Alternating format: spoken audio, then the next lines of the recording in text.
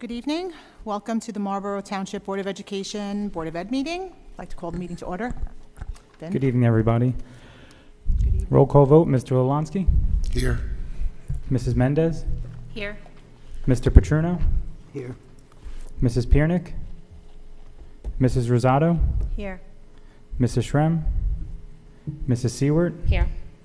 Mrs. Strafasi, and Mrs. Amster. Here.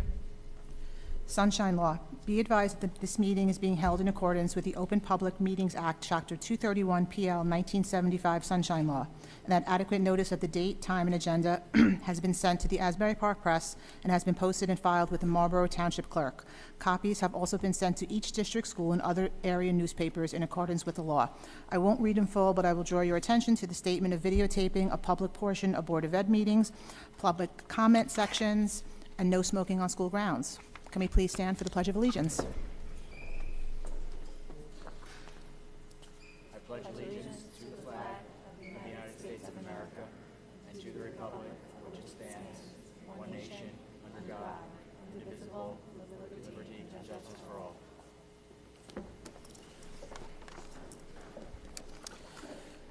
Student recognition. Mr. Ballone? Thank you.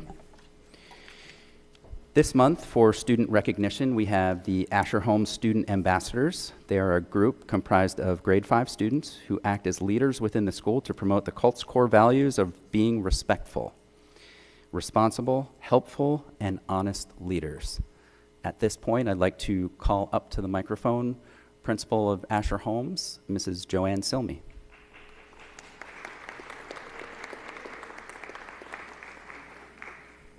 That's really nice. I like that applause.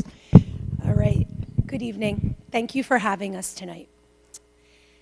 As Mr. Ballone already introduced, I always like to say, though, my name is Joanne Silmy, and I am the very proud principal of Asher Holmes Elementary School. I am joined tonight by our assistant principal, Lauren Kalanovich, school counselor, Carol Kaleo, outstanding fifth grade teachers, Eileen Carr and Claire McGinnis, and our 22-23 Asher student ambassadors and their families. I would first like to extend a special thank you to each of those adults that I mentioned for the daily work that they do with our students and their kids, including this special group who I will now introduce. Asher student ambassadors are a small group, some would say select, of fifth grade students who decide to apply for this prestigious position in September because they recognize the importance of having positive student leaders in school who will embody our cult's core values of being respectful, responsible, helpful, honest leaders. These values hang in every classroom at Asher and are often referenced by teachers, counselors, and administrators in daily conversations with our students. We ask our student ambassadors to live by these values both inside and outside of our hallways in order to be positive role models for the entire community. We task our ambassadors with leading lessons, read-alouds, and activities that support our monthly character pillars, and we entrust them to lead community tasks like our food drives. I can say with a grateful heart that these students behind me, who will soon stand before you, have bright futures ahead of them.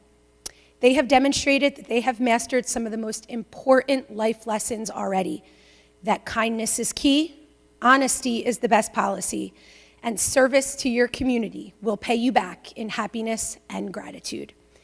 I can also say wholeheartedly that Asher Holmes is a better place because of them. First, we will watch a short video starring our fifth grade ambassadors from both last year and this year, and then you will hear from our current student ambassadors about what their roles mean to them.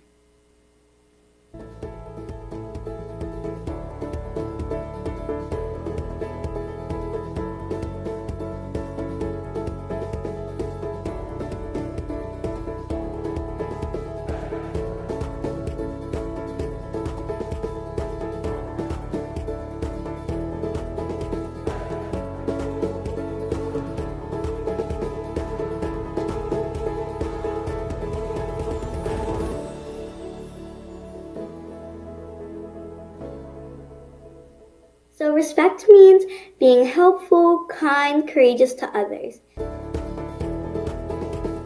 Respect also means if somebody has an answer and you don't agree with them, you can tell them your opinion in a respectful way and don't insult them.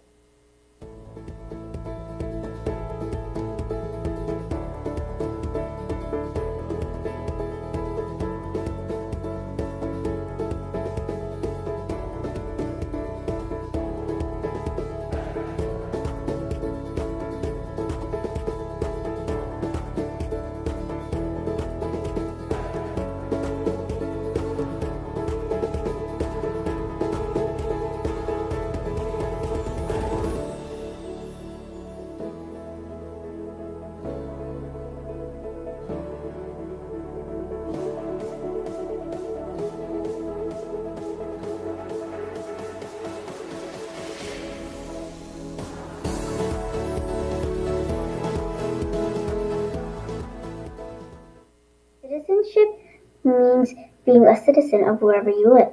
It can also mean respecting others no matter what and being kind to them.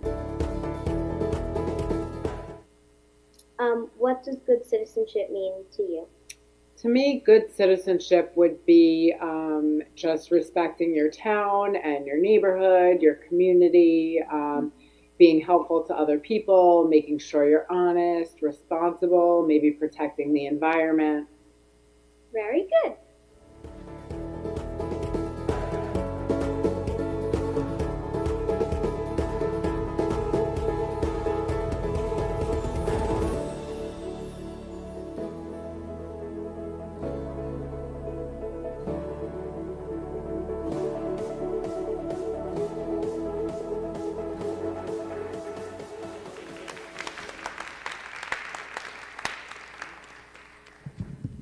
Okay, and now I would like to welcome up our student ambassadors, along with Ms. Kalanovich, Mrs. Kaleo, Mrs. McGinnis, and Mrs. Carr.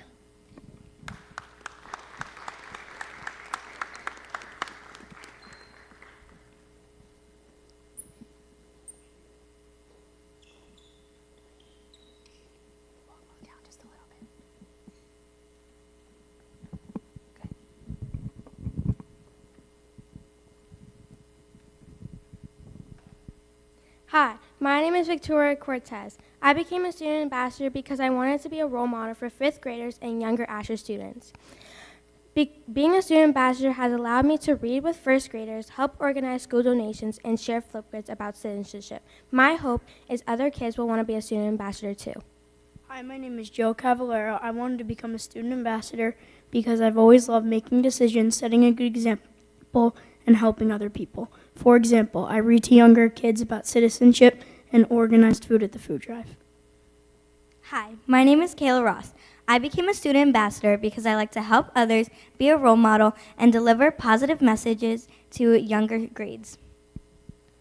Hi, my name is Adriana Mesh. I became a student ambassador because I like to help others and to set an example for others by being a role model. Hi, my name is Corin Levy. I enjoy being a student ambassador because I get to read to younger grades and have fun meetings and get to talk and work with friends. Hi, my name is Emma Larley. I enjoy being a student ambassador because I like helping people, especially the younger students. I like doing fun things such as reading to the 1st through 4th graders, participating in the food drive, and encouraging all students to be respectful to each other. Hi, my name is Isabella Stark. I became a student ambassador because I wanted to be one of the role models of the school and promote students to donate during fundraising events. Hi, my name is Sujita Nagrani, and I love being a student ambassador because there are so many fun activities that come with it, like reading books to younger kids or participating in food donations, making flipgrids to others to watch, and so many more. Being a student ambassador is so much fun, and I love being a good role model for others. Hello, my name is Serafina Ibrahim, and I'm a student ambassador. I enjoy being a student ambassador because I get to read, present, and talk to kids in the lower grades, as well as doing student ambassador activities that only we can do, such as the food drive. Hi, my name is Braylee Heimberg. I became a student ambassador because I've always enjoyed helping kids younger than me and being a role model. I also like being a leader for positivity. Hello, my name is Addison Kaplan. I wanted to become a student ambassador because I love helping kids. Being a student ambassador allows me to assist younger students in our building. For instance, I had the opportunity to read to lower grades about citizenship. In the end, I just really enjoy being a student ambassador in their special activities. We truly appreciate you giving us the time to speak. From all the Asher Colts, thank you.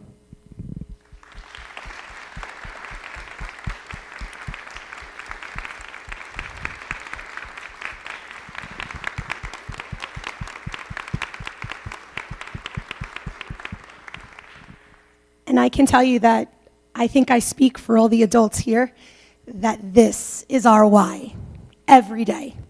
This is why we do what we do. This is why we invest what we do. And this is why we thank you for doing what you do. Because these are the fifth graders that we get to work with. And this makes our job, all of our jobs, absolutely amazing. Thank you to parents for entrusting your most lovely treasures with us. We appreciate you all, your support, and most importantly, we appreciate these young ones in front of us who really are going to do great things. They are amazing, and we say it to them every day. Thank you so much, thank you, and thank you guys.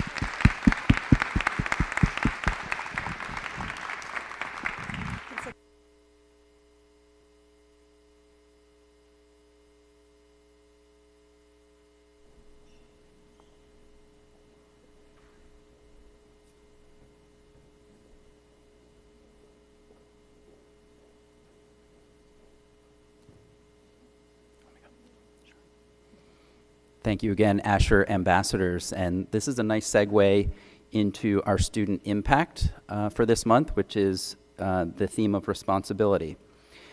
So MTPS started the year off in January by focusing on the character pillar of responsibility. Students focused on being dependable, making good choices, and taking accountability for their actions. Let's take a look at a quick video that was prepared for this month's Student Impact. January's character pillar for MTPS was responsibility. Being responsible means being dependable, making good choices, and taking accountability for your actions. A way our 5th grade students within MTPS show their responsibility is by becoming safety patrol officers. Being a safety patrol allows students to reinforce positive behaviors and become leaders. All patrols are expected to be responsible students and role models to their peers. Their responsibilities as a safety patrol include helping and directing their peers during dismissal by guiding them to their proper buses. The goal of being a safety patrol is to ensure the safety and well-being of all students.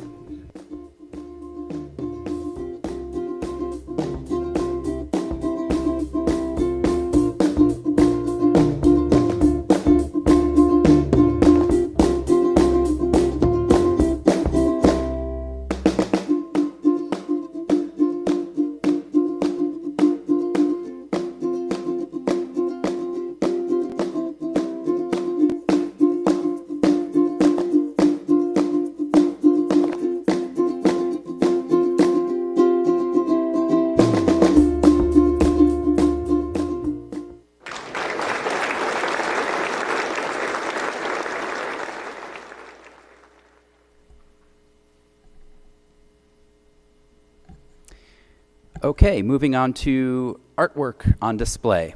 We are pleased to announce that we have resumed the monthly display of artwork from the district schools and the Champions Before and After Care program. The artwork is located in the Boards and Administration building at 1980 Township Drive and can be viewed during normal business hours, so we welcome you to come take a look.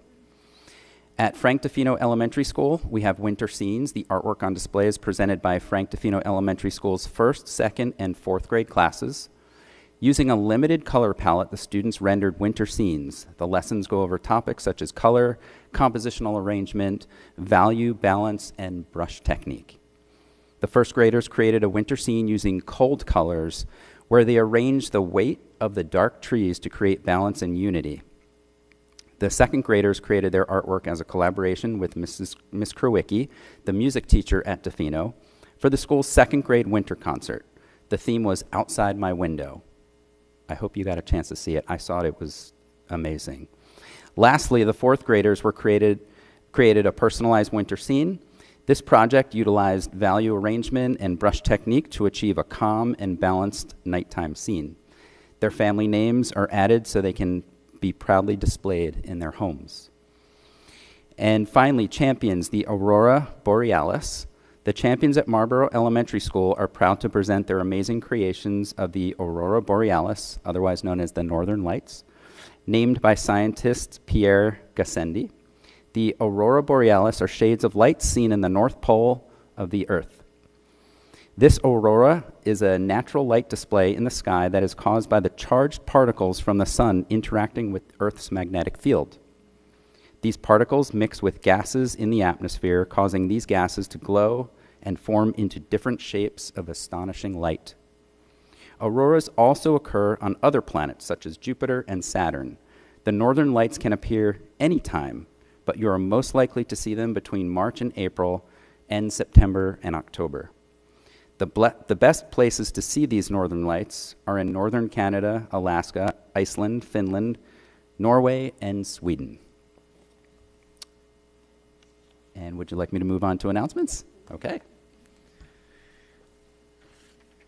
We have 2 announcements for this evening.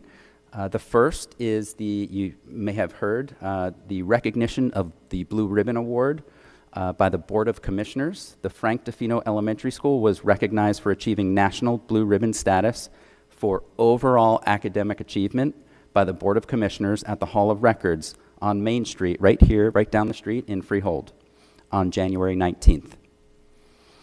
And MTPS would like to thank the following local establishments for their generous contributions to enhance the EdCamp experience. If you don't know what that is, it's our Teacher Professional Development or Staff Professional Development Day that took place on Friday, February 17th. The local establishments that helped support our day were Burger Brothers, Red Tomato, Over Easy Kitchen, and Playa Bowls. Thank you to those establishments, and we would appreciate if you visited them because they supported us, and we would love for you to support them. Finn, the school bus driver, standings? Yep, all abstracts have been run and all statuses are privileges in good standing. Okay, great. Thank you. I'd like to make a motion to have a 5-minute recess, so if the students and their families choose to leave, they don't have to stay for the whole meeting. So do I have a second for that motion? Christina, any discussion? All those in favor? Any opposed? Okay, motion carried. 5-minute recess, everybody.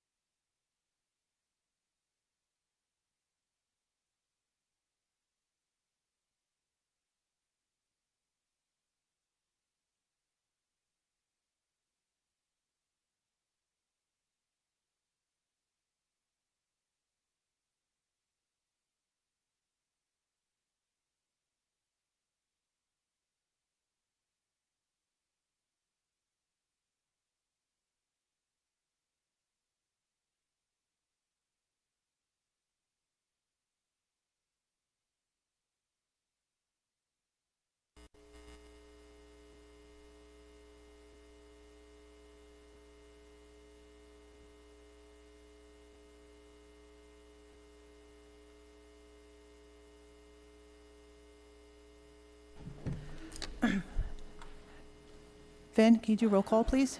Sure. Thank you. Roll call, Mr. Lewandowski. Here. Mrs. Mendez. Here. Mr. Petruno. Here. Mrs. Rosado. Here. Mrs. Seward. Here. And Mrs. Amster. Here, sorry. I was talking to Mark.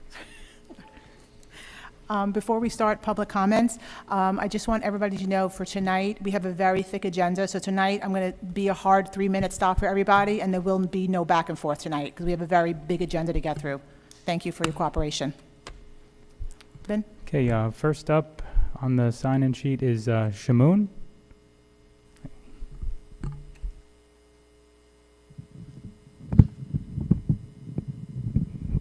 Okay. Good evening, board, parents, everybody else decided to join. So as you may know, starting March 22nd, Muslims around the world will be fasting for an entire month. That means no food, no gum, no candy, and yes, not even water. That's been a fun one. To mark the end of the fasting is the celebration of Eid, a Muslim holiday where we can eat whatever we want, as much as we want, drink with impunity, hang out with friends, family. There's carnivals, games, the whole thing. 2 years ago, my family and I moved to Marlboro because of its diversity, largely.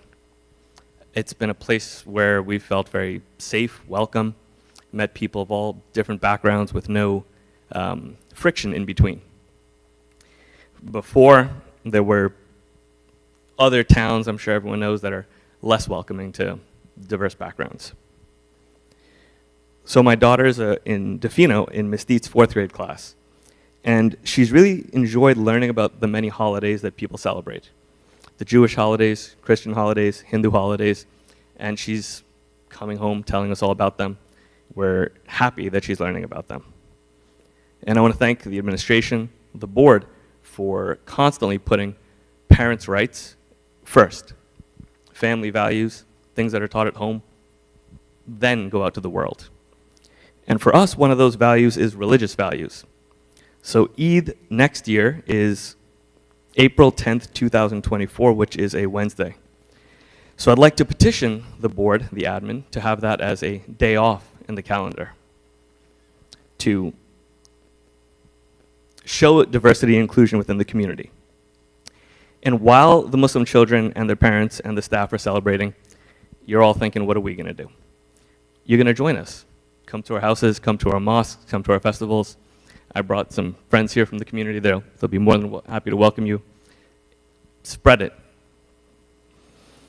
This year, Eid is actually on April 22nd, and I want to thank the board for already giving us that day off. It is a Saturday, so thank you for planning that. I appreciate that. So I'll be sending an email to Dr. Hibbs to document it, and I'm hoping that we can begin the conversation. And I'm looking forward to more discussions in future meetings. And I thought I would close with a joke, and I had a really good one about pizza, but I'm not going to share it because it's a little cheesy. Thank you.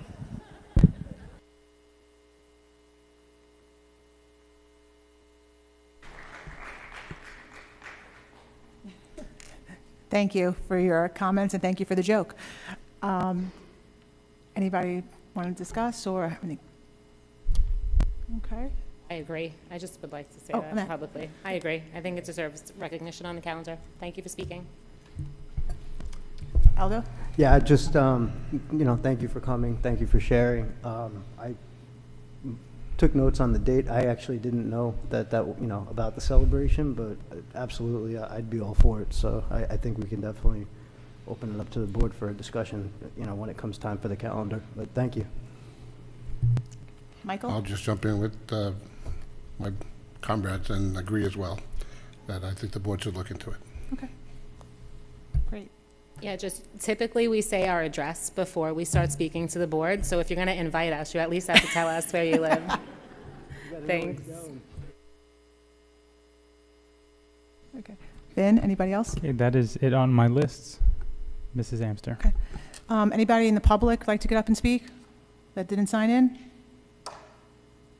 Okay. I see none. Communications? Mr. Malone, are there any communications that you have to? No. Okay. No. Superintendent's HIB report? You have to, what would, Just from the HIB bullying report, I guess that was 2 incidents from February 8th through February 23rd. meeting dates, Tuesday, March 14th, special meeting. Tuesday, March 21st, special only for conducting executive session and executive. Tuesday, March 28th, regular. Approval of minutes resolution. Aldo. The superintendent of schools submits the following minutes for approval. Be it resolved that the minutes of the following, one, approval of minutes. That's it. I so move. Do I have a second? Annette? Any discussion? Finn, roll call? Sure. Mr. Lewanski? Yes. Mrs. Mendez? Yes. Mrs. Rosado? Yes. Mrs. Seward? Yes. Mr. Paterno? Yes. And Mrs. Amster? Yes. Secretary's business report or monthly certification? Yep, so this is just the annual submission for the board secretary's report, monthly submission, and the payroll certification for the month of January. Okay, thank you, Vin. We're up to committee reports. Communications Committee. Annette? Yes. So Communications Committee met today at 2:30 this afternoon via Zoom. First, I would just like to lead with, if you can, please participate in the Parent Mental Health and Wellness Academy that the district is currently offering. There's many great resources, and the schedule can be found in the email that everybody received. The meetings left are March 2nd, 6th, 9th, 13th, 16th, 20th, 21st, 23rd, and 27th of March. As the communications chairperson, today's meeting, we heavily discussed moving away from the concept of town hall and working towards the final stages of community coffee chats. That'll give parents the opportunity to meet with like-minded parents with similar concerns in a much more casual forum than this meeting is conducted in. So we actually have our first community coffee chat on the schedule for May 10th. We're working on nailing down locations for that coffee chat. So far, the 3 contenders that we have would be the MMS auditorium, the MMS media room. The board building has a pretty large conference room, and the Buildings and Grounds building that was just renovated, they also have a beautiful conference room that would hold up, to 60 people as well. So we have 3 contenders for space. I'm looking at a format that would hold a minimum of 3 coffee chats a year, 1 in October, 1 in January, and 1 in May. No more than 4 board members would be allowed to attend, because then we would be in quorum and it would be a formal board meeting. So it would be 4 members or less, rotating in the board members. I've already spoken to Christina and Kathleen about this concept. In lieu of creating an entire new parent advisory committee, I think it would be more productive if the communications committee handled this type of coffee chat layout. So topics to be discussed would be, the survey would be sent out 1 month. The next month would be the RSVP. We would need an informal head count to try to plan for the space. And then the 3rd month would be the month that the meeting took place in. Some heavy hitters of discussions that came back from the first survey that was sent out with the previous communication committee was curriculum, cyber safety, which on March 21st, that's one of the wellness seminars that's being offered to the district. So if you want to get a head start on that. Special services, an entire meeting consisting of just the PTO presidents. And this would be a no phone, no filming zone, so that everybody felt safe to discuss what was on their hearts, or if they were looking even just to connect with other parents in the district, because I, for one, know that as much as I appreciate the busing, it is kind of difficult to meet parents that, feel the same way as you do on certain topics, because our kids just hop on and off the bus every day. So things left to discuss would be security and getting an accurate head count for attendance so that we can plan ahead. But things are moving. We're in the works. Communication committee is hard at work making sure that the board is successfully communicating with the community and vice versa. It was a very effective meeting. Thank you, Annette. Thank you. Anybody have any questions for Annette, or? No, I worked with Annette today and Michael. We were, and Morgan Gross, we were all kind of collaborating. And I think it's wonderful because Annette had this vision from the time when she was a community member, and she mentioned it to everyone. And now being on the board and being able to advocate for what the community wanted, which was a safe space for them to voice their concerns and be able to talk to the board as well as members of administration in a more casual way, instead of a dais being in between, is really just wonderful to see that coming to fruition. So Thanks. I'm so Thanks happy so we were much. able to get that on the calendar I finally. appreciate the support, and I hope to, I don't want anyone to misunderstand that the board isn't approachable already.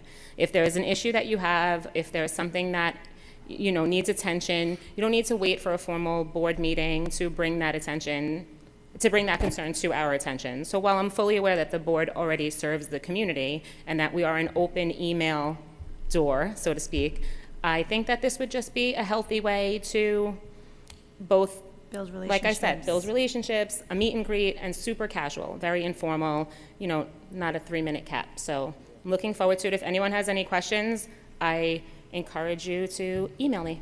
Thanks so much. Thank you, Annette. Christina, curriculum. Curriculum. So we met last week, February 23rd, Miss Amster, as well as Miss Seward, Mr. Ballone, and I met to discuss some highlights. One thing, the budget. We were able to split the cost of new textbooks that we need to purchase for the district in math, social studies, and science, so that we don't have to pay everything up front in one lump sum. So we are spending 50%, we're paying 50% this year as well as 50% next year for math, K and 3, social studies K through 8, and science K through 5 textbooks. Mr. Ballone had mentioned that there is a decrease in curriculum writing funding from the prior year due to the fact that we don't need to revise as many guides as we have in the past. That does not mean that we're not doing revision of curriculum like we always do. Typically, the summer months are the heavy hitters for the revision of curriculum, where teachers get to have, they're revising lessons on a daily basis, but when you're looking at an overarching goal of a unit of study, they're able to really do a deep dive over the summer and revise what they saw were any kind of hiccups throughout the year. So that's something that they work on throughout the summer months. There's professional development and mentoring that will be there's an increase due to supporting more students as they're transitioning from the B to C level math. Mr. Ballone, did you want to tell everyone a little bit more about that transition to get moved children? Sure. We piloted this last year for students moving from, as you, I'm sure you well know, or you may know, as students transition from grade 3 to grade 4, we offer one grade level up, and it's named C level. So third graders who move on to 4th grade, if they are in 4C, they're really in 5th grade math. So what they do is they essentially skip 4th grade math and go directly from grade 3 to grade 5 math. And there is a gap, and last year we piloted with those students that grade only. We paired them up with staff members, MTPS staff members, who would monitor their performance over the summer and work that they did in grade 4 math online. They would touch base with them, run usage reports, and look at their performance.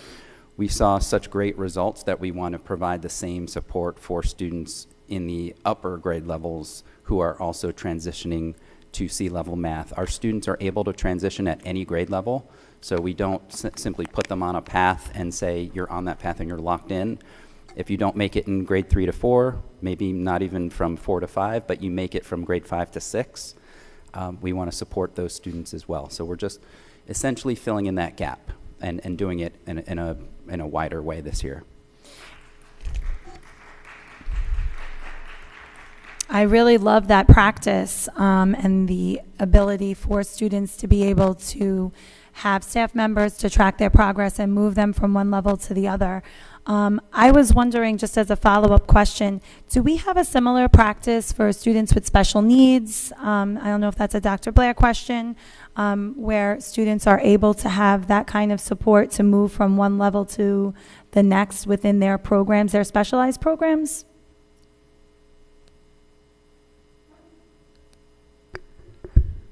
Thanks. Can you hear me? Yeah.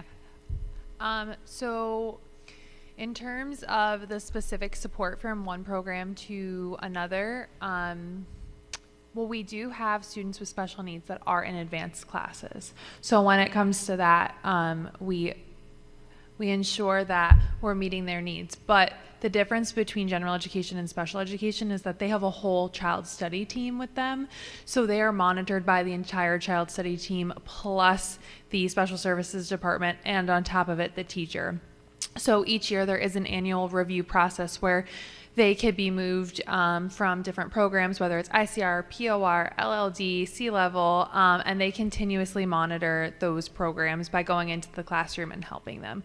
So it's just a little bit of a different process, but it's completely individualized. So I would say that it's equal to what Mr. Ballone is talking about, but just based on their education plan, if that makes sense. Mm-hmm. Thank you. Then we talked about the common assessment results. The second common assessment results are students in math as well as ELA are performing in the average and above average categories.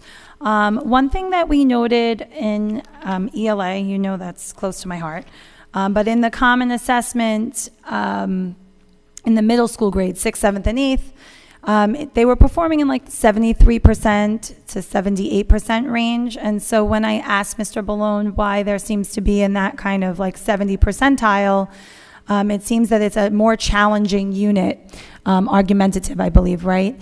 And so the concepts there are a little more challenging for students to grasp. So we then had just a little conversation about, I know last year there was a similar result in that second unit. So I just wanted to see if maybe we're putting anything in place to kind of revise or revamp the unit to make sure that we support the students, since it seems to be a troubled area, this argumentative unit.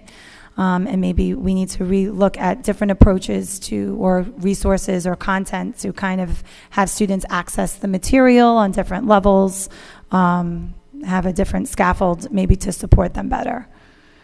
One final thing, the health standards.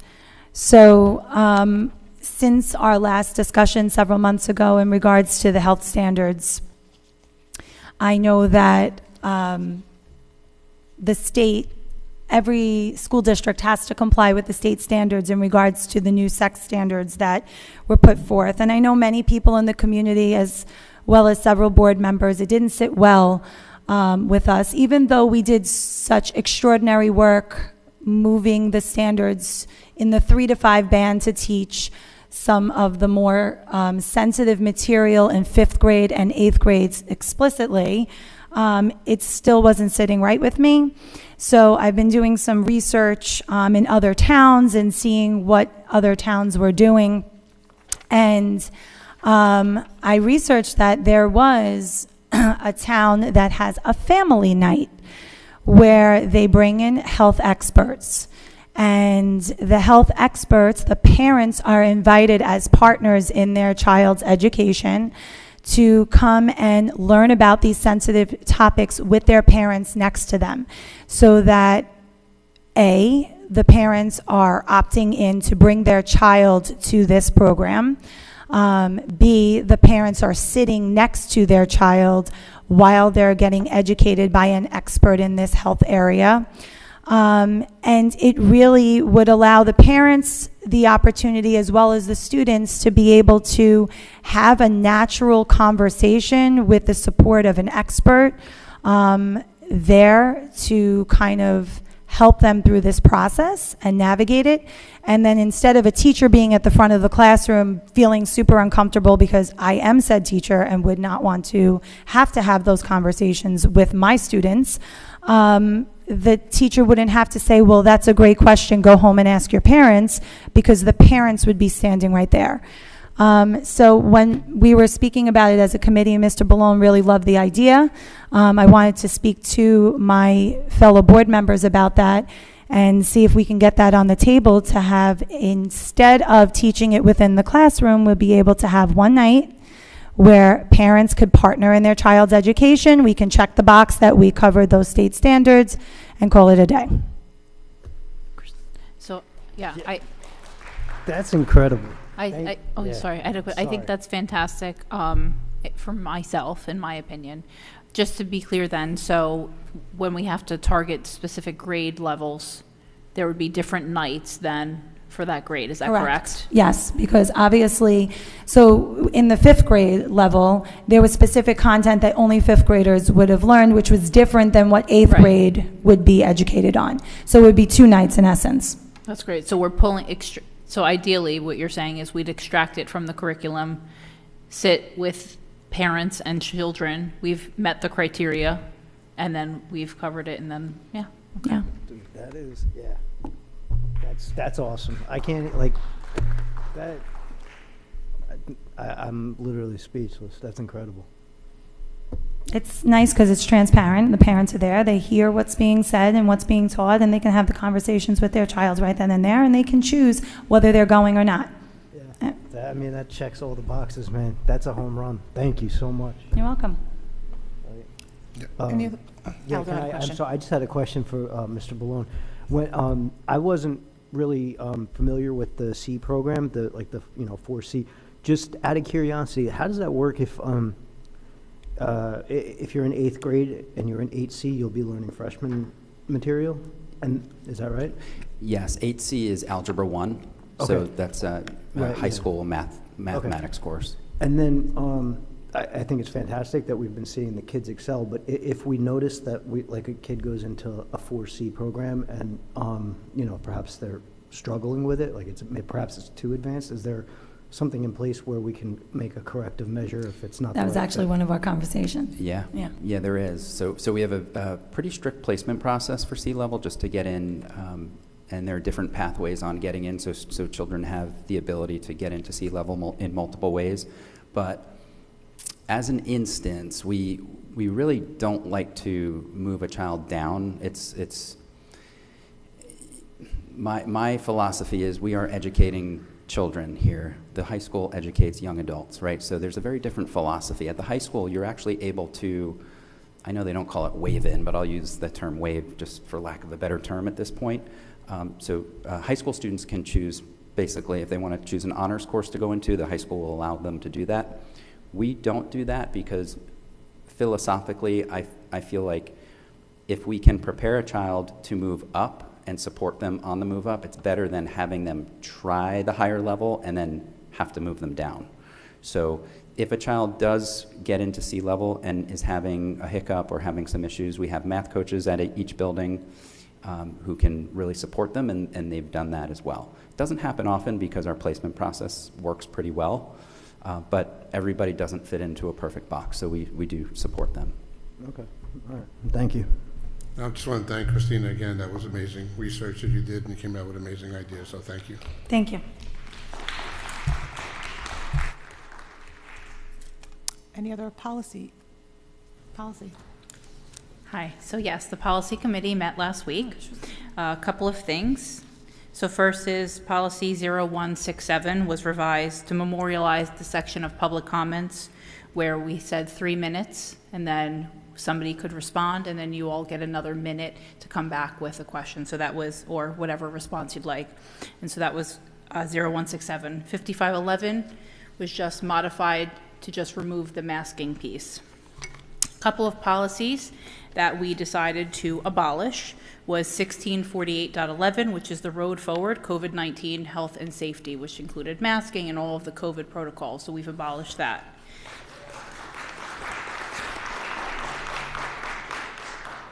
The other policy that we abolished was another one regarding vaccination requirements for COVID for staff. So that was removed for them as well. And just a couple of things coming down the pike that we're looking at right now is policy 2530, which is resource materials that are available to our children, the selection, ensuring that they're grade appropriate, that maturity level is appropriate. And so we're working together as a committee to ensure that it meets the requirements and that our children have the correct resources available to them. And the other policy we're looking at is policy 5756. And that policy, we've just been writing around and looking through it, working with Mark and the policy committee to ensure that, you know, it's inclusive for all, it provides a great environment for all, and still includes the parents. And so we'll come back. We have to go through it more, but we do want to let you know that it's on the table and we're discussing it. And our next meeting is March 15th at 9 a.m. for the policy committee. So more to come. Yeah, I just wanted to add, so we had our meeting last week, and I just wanted to give a shout out to Val, because she's, you know, a first-year board member, chairing the policy committee, which is a huge committee, and I got to tell you, we sat down halfway through, I turned to her and I was like, this definitely isn't your first rodeo. She's doing a fantastic job. We are in good hands. So I thank you. Thank you. Does anybody have any questions for Val in the committee? Okay. Special Education Committee, that's me. Val and I met with Dr. Blair and Jackie and Allie today. We have 5 updates, 5 little things. Actually, the first thing, Val and I are so stoked about this. At MMS in the MD program, Miss Sinisi, is that her name? Okay. The students in that class have formed a business. They have developed a business plan, logo, design. The name of the company is Marlboro Superdogs, and they sell organic dog treats. And in the coming months, Val and I were talking with Dr. Blair, we're thinking maybe in the May-ish meeting, we might have a pop-up shop here. So looking forward to that. This is amazing. We were so happy about this. So, and it's sponsored through Scope. They cook the dog treats. They go shopping for all the ingredients. It's a great initiative. At Robertsville, the MCSPCA came and the children read to the dogs, and it was very therapeutic, and it was just a great thing for all the kids. So that's what's been happening there. In April, we have Disability Awareness Month. Keep your eye out. A special guest speaker will be coming to either Zoom into the kids or come in person. The Walk for Change, April 21st. There's a Spirit Wear fundraiser. Chalk the Walk will be going on in all the schools to promote positivity, kindness, and inclusion. That was done last year, and they're in the process of reordering all new chalk for that. Resources folder for all teachers are available, as well as that month, door decor and bulletin board blitz that they kind of decorate in all the schools. So look out for that as well. Parent academies or lunch and learn. The next one will be March 8th at 12 p.m. For behavior interventions, and it will be recorded for those who can't attend, so look out for an email for that. If you haven't received it, you could reach out to Special Services. I'm sure they'll be very happy to resend it out to you.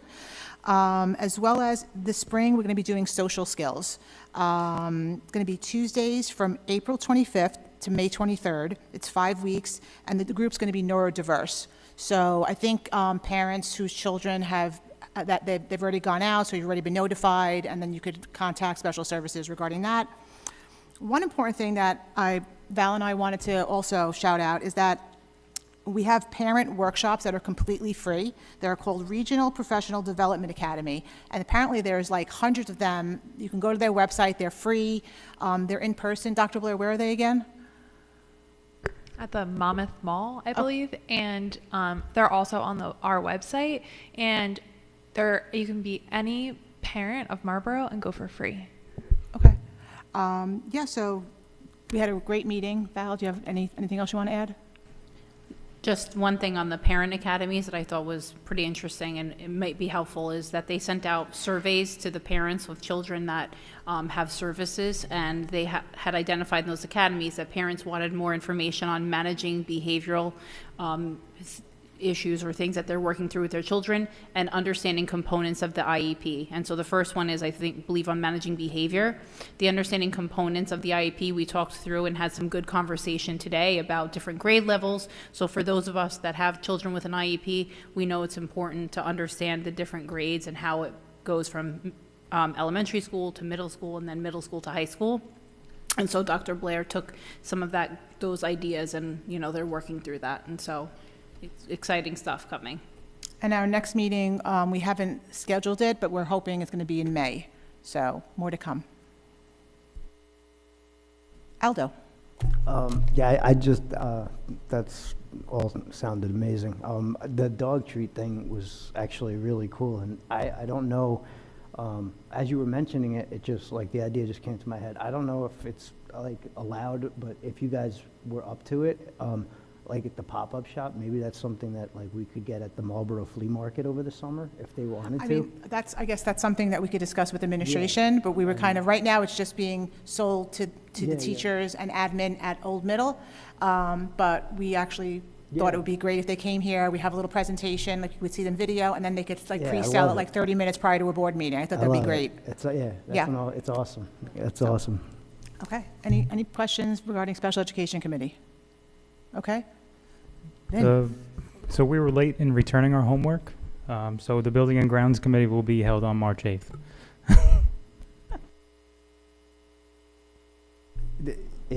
For the Building and Grounds Committee, though, I do want to just say we did take a tour. I mean, it wasn't specifically for the committee, but we did tour the middle school and the new Building and Grounds building. Val was with us, and Nat also.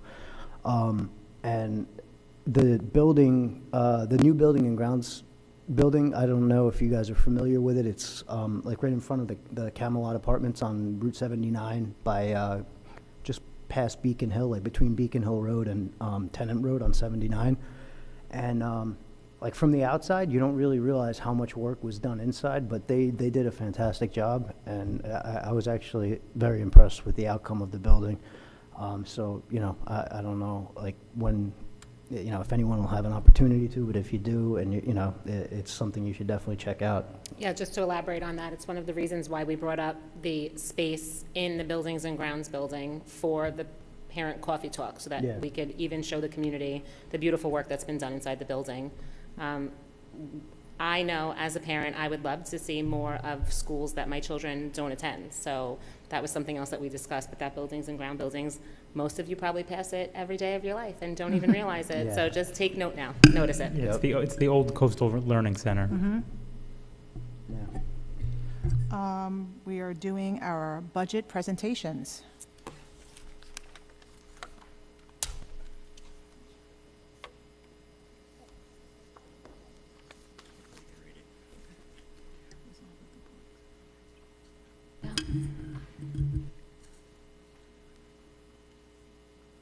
Thank you. Good. Yep, perfect.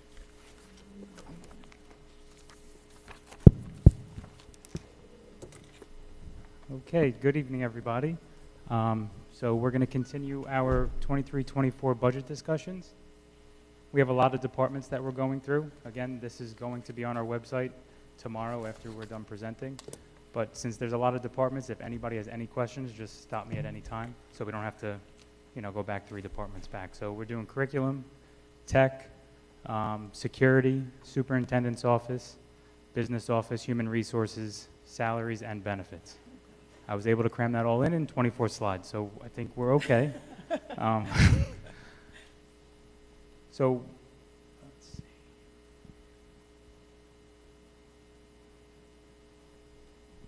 So for all the departments, we're just going to start out with a quick overview of the trends, so the increases, decreases of what we've seen, and what we anticipate for the 23-24 school year, and then we'll go into an in-depth dive of what that actually includes. So for your textbooks, as Mrs. Rosado already explained, so I can breeze right through curriculum. That is the biggest increase that we're facing, the textbooks that we need to update. We're able to do 50% now and then 50% later. So right now what we're looking at is an increase of $248,000. This is an absolute need because if we do not update this, then all of the materials do expire and the links will not be able to be used and accessed. So we definitely do need to do a refresh. Testing is set to increase by $32,558. Your contracted online services is just a little minor increase of $8,000. That's really due to just the overall increases from year to year. Same thing with supplies and equipment. Your curriculum writing and professional development are based on need of what we see as what is needed for the 23-24 school year. So the curriculum writing went down $6,000 and your professional development went up $12,000. So the total curriculum budget is about $1.48 million, which represents approximately about 1.5% of the total district budget. As you can see, the biggest pieces of the pie this year are your textbooks and your testing. And mainly the textbooks is because we have to replace a good chunk of them.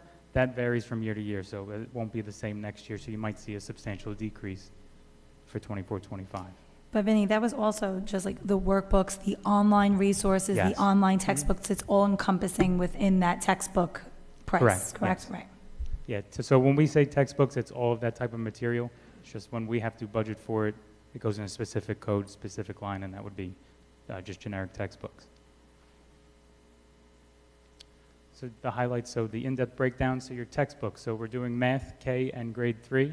We're doing 50% of the payment of a 6-year program for 23-24, and that includes the textbooks, the workbooks, the online access, teachers' resources, kits, your social studies, K, and grades 1 through 8. We're doing a 50% payment of the 6-year program also, and that's your online access only. Your science, grades 1 through 5, 50% payment again, and that's your online access and student resources. Now your testing is set to increase as well, $32,000. I believe, Mr. Bologna, if I'm not mistaken, we are adding IXL Science into the mix for 23-24, which is why you see the increase. The rest of the increases is really just your standard overall contractual increase from year to year to use these programs.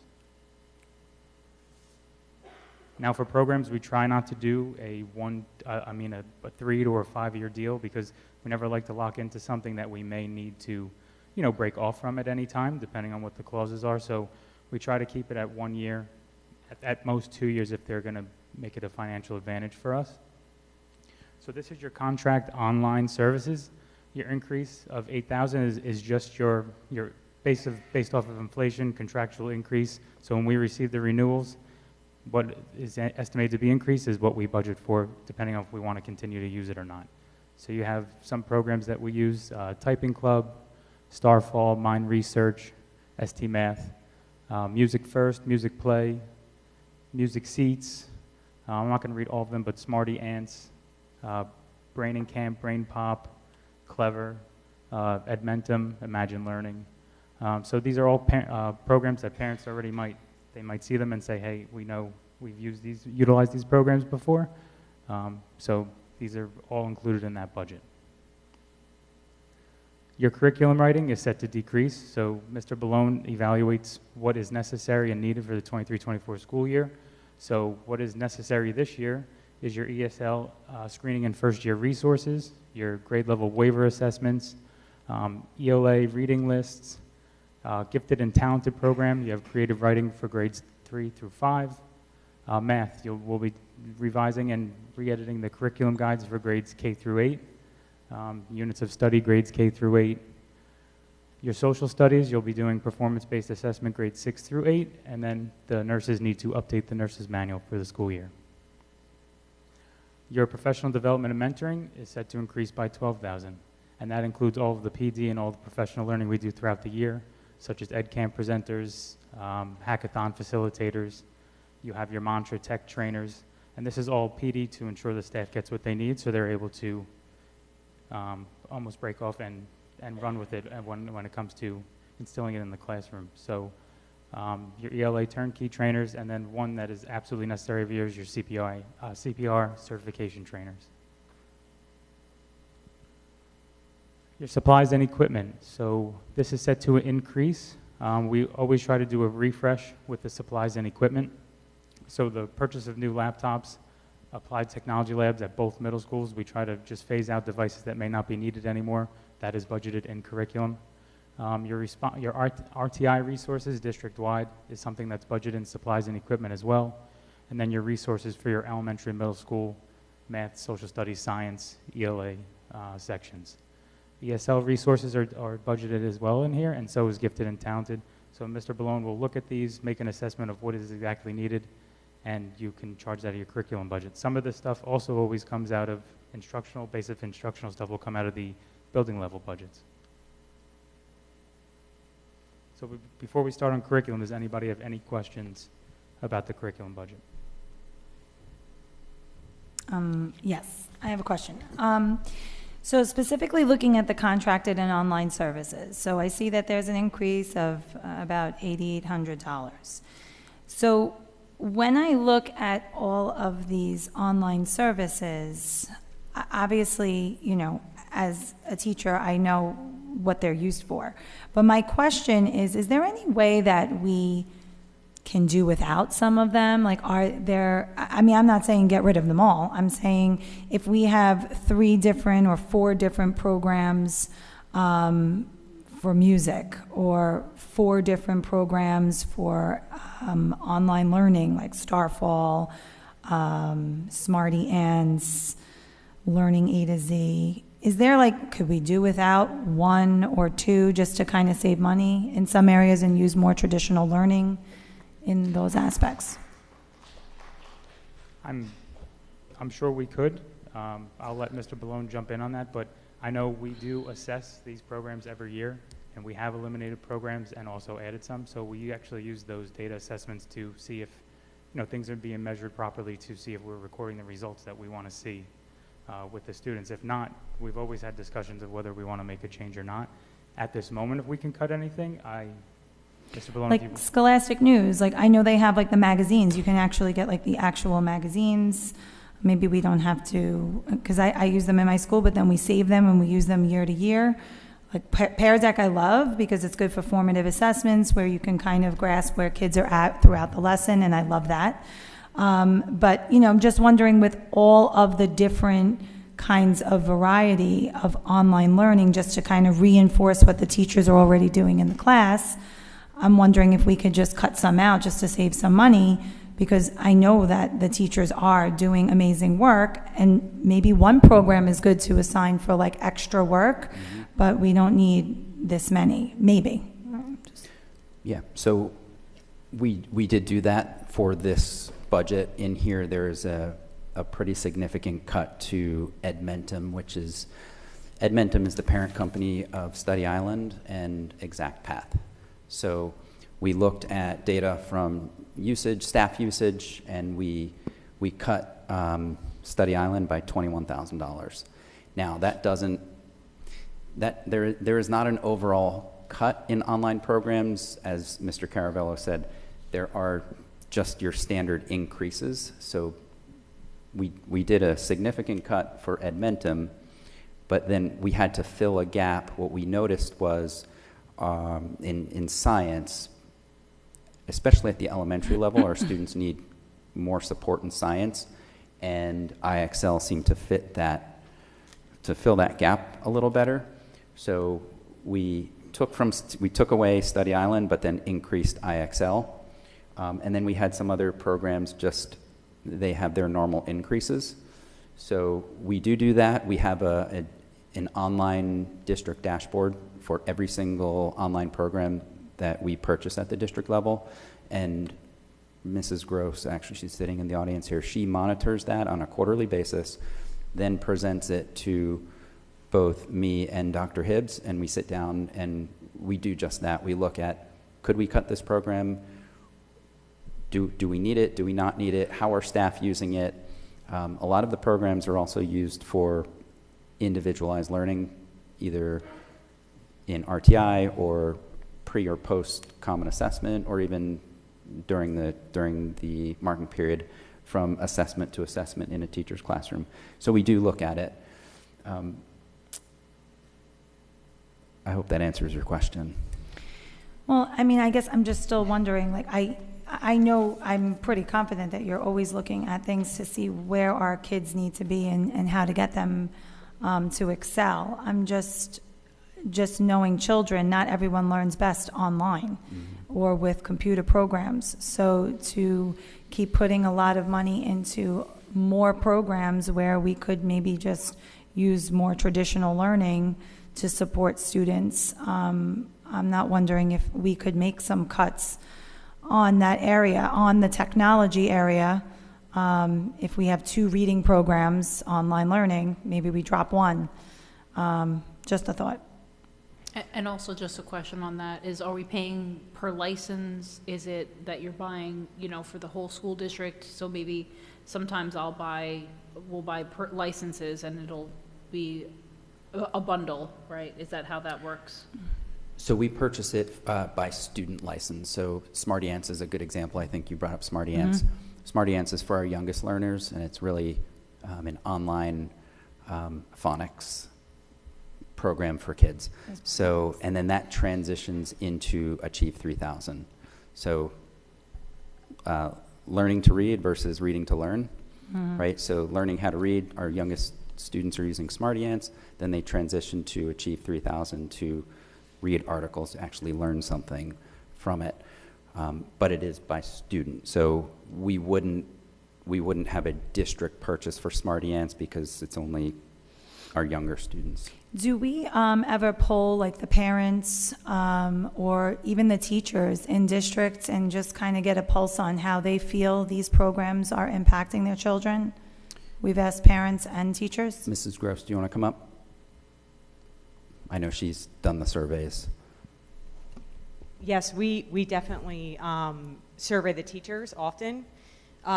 We probably surveyed them 3 or 4 times this year on different programs, and they not only tell us which ones they value the most, but exactly how they use it. So for example, I will say for the younger grades, it's not necessarily used to teach, but they will use it to reinforce skills while they're in small group, doing more traditional teaching like you're describing. And the parents are also surveyed? Because I know like my children used to get like homework online when they were in district. And I'm just wondering, it didn't work for my children. So I'm just wondering if other parents felt that way or. Well, we have not surveyed the parents, but we have had parent webinars where we've given them overviews with teachers, not just me, but teachers who actually use the programs in the classrooms. We actually have them recorded too. So we haven't, it kind of dipped off once we kind of got back to our regular routines, but I think what the parents did appreciate was hearing how the teachers are using the programs in the class, and that they were seeing that the teachers were using it for various reasons, which could be getting data to group students according to what they need to focus on, or see which kids are, need enrichment, or which ones need to, be pulled for small group instruction for reinforcement or for a little bit more support. So I will say that the other thing that I was thinking when I look at this list, well, I think that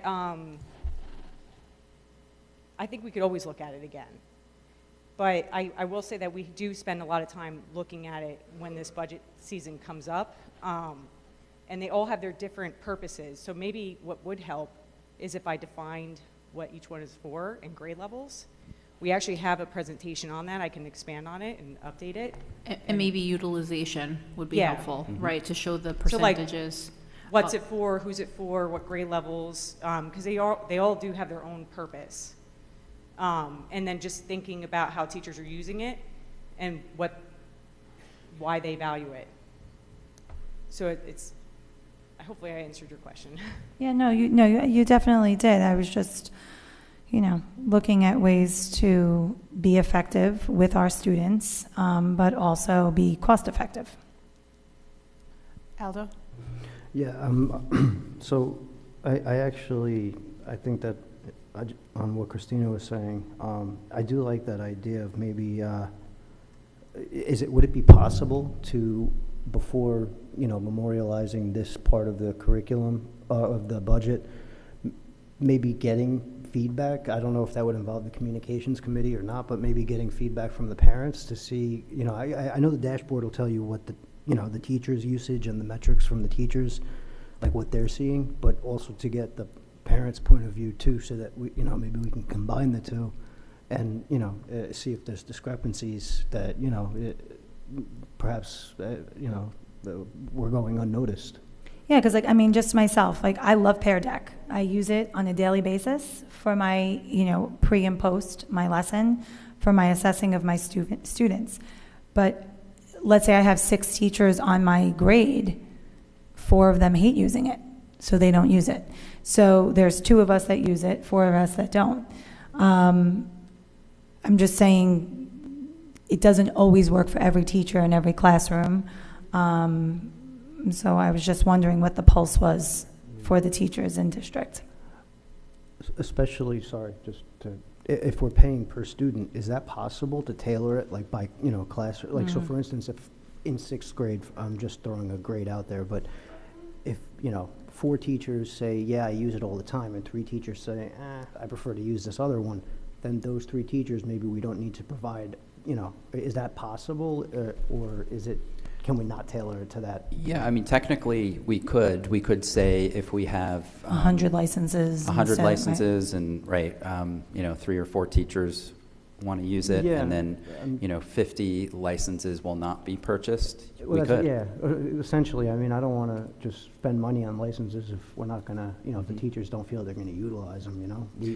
And then if they think there's something that they would rather use, that would also be something that we should, you know, try and get from them. Yes, conceivably we could do that. I think it's also worth mentioning, we do provide a lot of support for teachers on how to use it. And what you'll find is, I'm sure, Mrs. Rosado, you find this in your own school, a lot of times staff members don't use a program because they don't know how to use it, and they're just so busy they can't really invest the time in learning something new. So we are fortunate enough to have turnkey trainers. We have our pro days where we go very deep. And so when we purchase something from the district level, we have a whole process out of technically my office, but Mrs. Gross really champions that effort to standardize and optimize the usage. And then when we see that it's not being used or not being used well, that's where we start cutting, like we did for Edmentum. Right. Is it used in part of like their evaluative process? Like, is it, let's say I'm going back to Pear Deck, I know, because I love Pear Deck, but let's say you use Pear Deck, you offer a professional development for Pear Deck for your teachers. Are you expecting when evaluating, you use Danielson? Yes. So are you evaluating them and saying, you know, thinking about best practices or professional development and how they implement it within their lessons? Are you looking for that, or is it just, you know? So we're not looking for the Pear Deck usage per se. Well, you know what I mean. But like 3B, if you're familiar Yes, with Danielson, right? The use of questioning and discussion techniques in order to score the highest score for that component, students need to be generating their own higher order questions. They can do that in Pear Deck. So teachers will do things like that to say, look at my 3B. My 3B is the top score. I used Pear Deck to do it. So we're not saying you have to use Pear Deck, but they use it in that way. Encouraging. So indirectly, I would say yes. Okay, thank you. Yeah, and just out of curiosity, like the licenses, is that an annual fee that we pay each year for them? It is. It's annual, yes. I think you can speak to this better, Mr. Caravello, per the regulations, we can't do multi-year contracts with online programs, correct? We can, but we try not to because it goes over across budget years, and technically those budget years haven't been approved yet, so we try to consistently keep it for just 1 year. Is there savings involved if you do multi-year? Like, if there's a program that we know we're going to be using for the next 3 years, like, could we potentially get into a multi-year contract that we would pay annually? You could.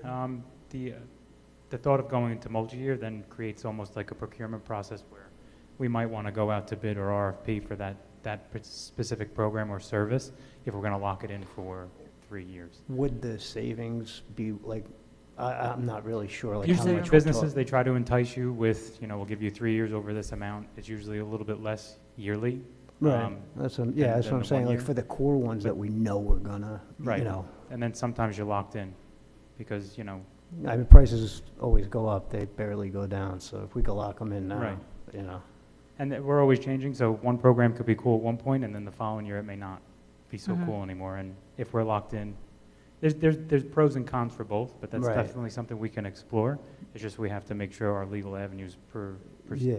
allow us to lock into 3 years, and we're going to be able to budget for it as well. Right, yeah, well, that's why I was wondering, you know, if maybe if we could, if it's something that we could set up where we pay, you know, annually each year as the budget gets approved, but again, I would think that that would probably only work with, like, you know, core programs that you know you're gonna use for the next 3 years. If Correct, there's like some, you programs know. like Achieve, Right. like that's something that Yeah. Even we reading A to Z, you've been using that forever. Yeah, just something, you know, if Yeah, we could maybe definitely. look into that, and also, you know, the parental input on the programs. Yeah, I we think- can definitely ask the vendors when they send the renewals if they have, you know, 2 or 3 year options to give us kind of a menu of what we feel like we would want, or if there's savings involved. Yeah, yeah, that would be awesome if we could see that, and thank you, Ms. Gross, for the information. Thank you. All right. So now we're going to move on to the technology department. So the technology department is actually set to decrease 32,000. Your software maintenance is set to increase by 24,000. Your equipment and supplies is set to increase by 32,000. Our Chromebooks are set to decrease by 70,000 because we're not budgeting as much as we were budgeting for the year previously. Technical services is set to decrease 19,000 as well, and then your repair maintenance and your miscellaneous supplies are going to stay flat. So your total technology budget is 721,000, and that is 0.75 of the total district budget. And your largest ones every year is your Chromebooks and your equipment and your software. Those are the 3 main parts of tech. This does not include the salaries. This just includes strictly just for the tech department. Finn, just a quick question, which Sure. it's good that there's a decrease in Chromebooks. Just how did we get to that decrease, which I think is great? So we see the incoming classes that come in. So when we do the enrollment projection, we move up grade levels. If we feel that the projections show slightly lower than what's anticipated, then we budget less than what we had. We always evaluate that to make sure we're just budgeting exactly what we need, plus a little extra because sometimes you have wear and tear on devices a lot quicker than later, and so you just have to have extras on back hand. Like I think one year we did 700, then it went to I think it was 700 again, then it went to 650, and now we're at 600. And when we go out for Chromebooks, we don't go through a co-op or a state contract. We actually go out to bid, which is unusual for most districts. Most districts do just go through a CDW or another vendor where they just go out for a quote. We actually go out to bid, make it competitive, and we have, I think, on average, 15 to 20 vendors that submit. We're doing overall, I think 2 years we've saved almost, compared to a quote to when we go out to bid, I think we've saved close to $1 million over the last 2 years from just going out to bid for it. Yeah, go ahead. Then does the Chromebooks, do they come with some kind of, not like a warranty, but if the kids, they come with if a the screen warranty. cracks or if they lose it or something like that? So we normally, when we go out to bid, we go out to bid for the actual device, a case, and a warranty as well. And that's usually accidental and your regular generic warranty. So if a child drops it or water spilt on it, we pay the extra money just to have it covered rather than worry about it later. Is there a deductible that the family's responsible for, or is it all covered? So at the middle school level is the only level in which you're allowed to take your Chromebook home. That you do pay a fee to bring them home. The elementary school level, they're usually just in carts in the classrooms for you to pull from, and then you put them back at the end of the day. Got it, okay. Okay, so the software maintenance that's set to increase, this, why it's set to increase is your addition of Duo multi-factor authentication. This is basically something that we've been really championing when it comes to having, a safer school environment when it comes to the outside threats looking in. Our IT director, Mr. Tom Ennie, does a wonderful job on managing that along with his staff. So this is just another layer of protection that we've pursued because you all heard horror stories about other districts getting just completely bombarded with malware and ransomware, and we do not want to be one of those districts. Vin, I'm sorry, sorry, that was loud. The addition of Duo, will the students have to enter some sort of push code, or is that behind the scenes that happens just as like some sort of firewall? I'm just wondering what that impact, because we use that multi-factor where we have to then send a push to authenticate ourselves. That's a good question. Do the students do it? I don't think the students do it. I think it's just the staff. Okay. But that's something we can definitely look into.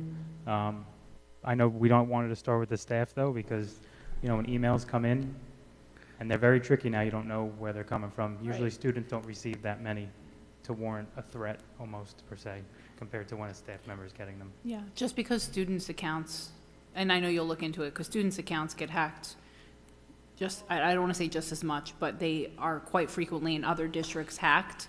So I know we have to just look into that, that's all I'm saying. Yeah, definitely. Second one, your malware bites. This security device protection. This is just additional features added, another layer of defense. And then your annual renewals for all your technology software. And that includes your firewall maintenance and your Google licenses. Those are the big 2-ticket items in there. Equipment and supplies. This is something that's part of our, so every time I meet with our tech director during budget season, we update our 5-year plan. So we have a 5-year tech plan for the district. This year, our big project is to replace the outdated virtual hardware to the district's virtual servers. So we try to, replace and replenish these servers and these different types of equipment pieces every 5 years, because the useful life on these are very short. The Chromebooks, so 600 Chromebooks and cases for the incoming 6th grades at both middle schools, and then the rest of the Chromebooks that are utilized in those grades get trickled down and recycled through.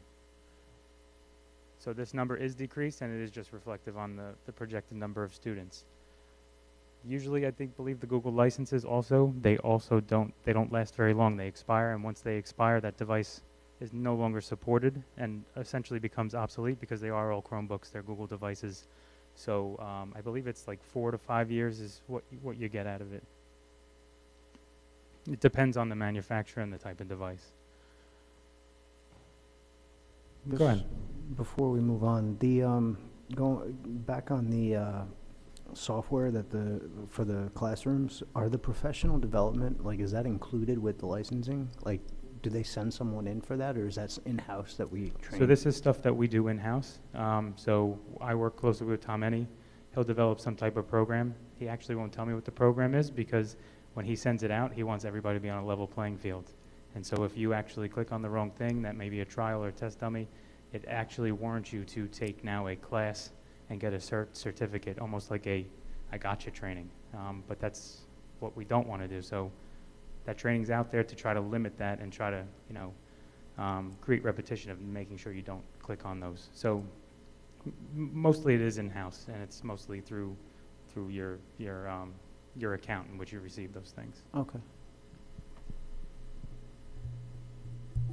So your technical services is set to decrease of $19,000. This includes your annual tech support for Virtuit and your Microsoft and Google support systems. Okay, so that was the tech department. Does anybody have any questions on tech? Okay, your security department. So your contracted services are set to increase by $71,000. Your repair and maintenance is set to increase by $22,000. Your professional services, after what we reviewed, are inclined to stay the same. And your equipment supplies are set to go up $200, and your professional development, $1,900. So your total budget for security is $563,000 this year. May I ask Yeah, a go ahead. question? The contract, can you just walk me through what the line items are? Yeah, I'm going to. Oh, okay. Yeah, so your contracted services, the biggest increase in this is, so we do have the Class 3 officers in each building. We have been, contacted by the township anticipating that there is going to be an increase set forth to the district. So we're budgeting accordingly to anticipate an increase to those hourly rates that we receive. Right now, we just go up to a max of what we're allotted, And then once that max is hit, we stop paying. So usually our max is hit by like April, May, and then it's kind of a wash from there. So it's really a not to exceed limit rather than just paying the monthly invoice. We're just budgeting accordingly because we don't want to reach the not to exceed limit quicker, because I don't think the township would be too happy if we, you know, didn't increase a little bit if they have to increase as well with their negotiations. So that's the big increase for those, the contracted services. That's the increase in the budget. The other contracted services in there are just your annual service maintenance agreements for like your cameras and your security servers, your door controls, of stuff of that nature. Does the township give you an idea of what the rate increases are going to look like, or? They do, yeah. I believe right now we're at 25. Yeah. Yeah, we're gonna up it. I think we upped it to about $30, give or take, because I just don't know what the increase is going to be, and I know there has been discussions over there about the district paying more, so we just want to be ahead of the curve rather than having to rob Peter to pay Paul. Okay. I just, like, is that something that going forward, like when they do anticipate increases, or if they anticipate, you know, any kind of cutbacks with it, like, is that something that we could, like, meet with the township and the, I'm assuming, police to negotiate? Yeah, we can always meet with them. No cutbacks whatsoever. So we'll let that know. There's no cutbacks in that. It's just the cost may go up, as with everything, and we're just budgeting to make sure that we have, you know, the funds in there, but no cuts of security whatsoever. Okay. And I'm always talking to across the street. We're always in communication, making sure we're on the same page, because I never want to bring something up to them that may catch them by surprise, and they never want to do that to me as well. So we have a good relationship that way. Okay, good. And so the way that works, then, we have an agreed upon, like, stopgap, basically? Correct. So once we hit that number, that's our, like, full amount that we would pay, and then the rest is covered? And the rest is covered. Mm-hmm. Okay. Your repair and maintenance and your professional services is set to increase by $22,000. Again, these are your maintenance agreements and repairs, so, you know, cameras may go out, door controls may go, things that other security levels that we have in the district may go. We have to come and have an outside vendor come in and repair those. Equipment and supplies, it's just a minor increase, and that's just due to the materials that are needed to run the security department. And then your professional development just includes safety training and your professional development for your security monitors and, you know, your other security supervisors throughout the district. And a lot of that will be discussed in detail in your security committee, but from the budget standpoint, we just wanted to give you an overview of how much everything's going up. Okay, the next one is your superintendent and human resources office. So this budget mainly stays flat. You're actually going to see a decrease of $1,750. The increase is for online programs just by $500, and that's just a normal increase based off of your contractual increase from year to year. And then the physician is something that went out to bid, I believe last year, the year before. So we originally budgeted $18,000 last year, thinking that was what it was going to come in at. We went out for RFP, and that was the actual amount, so that's why the decrease. So human resources, the big increase here is your contracted substitutes. So when we have to account for substitutes with one using a vendor, we have to do it under contracted substitutes under the human resources department. When it was with salaries, you would see it in the salaries line. They're really just taking place of each other. So don't think this is like an increase on top of something else. This is just strictly allocating and moving it over to a different area. Sorry, I don't mean to interrupt, but No, do you're you fine. know, like, what I know we were paying a substantial amount for the prep periods and stuff. What was, like, just approximately, like, what we ended up saving by going, like, with the ESS? I don't have those numbers with me, but I can refresh it and Yeah, pull it again. Just out of curiosity, if you. Yeah, I can. That'd be I can great. definitely refresh that, and we'll pull that again to see where we're at. Like, just give you a timeline or an overview of where we're at compared to where we were a year ago. Yeah, or maybe like pre-COVID, just because I think those numbers were crazy. Okay. But, you know. Yeah, I think the reason we brought ESS in was one of those main problems. We might still have the pre-COVID data that we shared earlier, but I'll update it to include, you know, Okay. where we're at Yeah, now. that'd be great. Thank you. Your professional development budget, this is for your staff throughout the district. This is $156,000, so this is going to stay flat contractually. Your online software is set to increase $3,000, and your recruiting is set to increase $300, and your supplies to decrease $350. Vin, I have two questions. Yes. What are you including in mentoring? So mentoring is for teachers. So when teachers are starting in the district, they're required to have a mentor. We actually budget for those mentoring services for the teachers that require it. I think the mentoring's for 1 year, Mr. Valone? Yes, it's a 30-week, for the standard mentoring, it's 30 weeks. Oh. But we also include, I'll call it an added layer for teachers who are new to Marlboro, but not new to teaching. They get 10 hours just to kind of support them working through our district. So as part of like your onboarding, you have this Mhm. mentor with you? Yes. Okay. And then recruiting. I understand what recruiting is. Are you paying a company to recruit teachers? What are you doing with that? So our human resources manager, Mr. Apollon, he'll do a lot of the recruiting per se when it comes to reaching different outlets. So that may include, you know, a district account for Indeed or a district account for one of those other recruiting websites, so we can, you know, just blast our postings that way too. That also includes NJ School Jobs. And then any other types of measures. Sometimes we do advertisements that we'll put in the paper, looking for different positions. We'll also do that sometimes virtually. Sometimes it comes with a fee, whether you do it APP online or, so that's really what that budget entails. Thank you. You're welcome.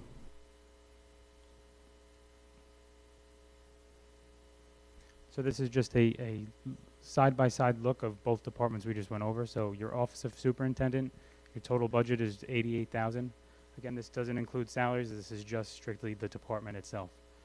Your Human Resources budget is $792,939, and you can see the big part of that is 72% of it is your contracted substitutes.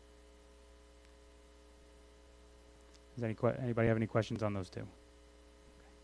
Home stretch.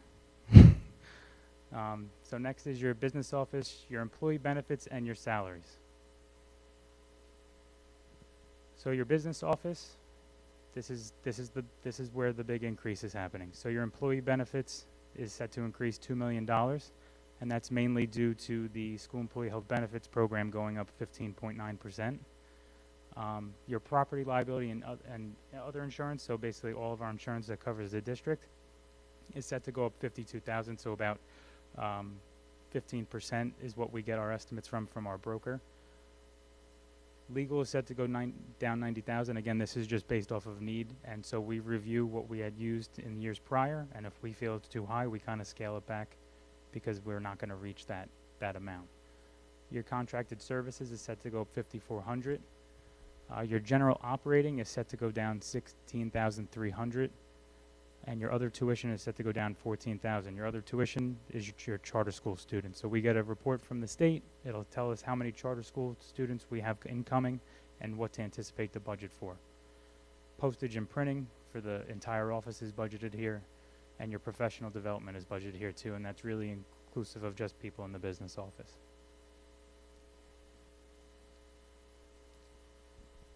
Now, Chris, your other, I just want to make sure, the general operating, that is,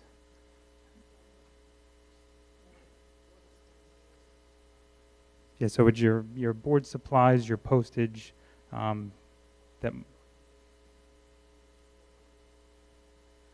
yeah, so like dues and subscriptions for like NJ school boards in October is stuff that's included in here as well. Your supplies, your printing.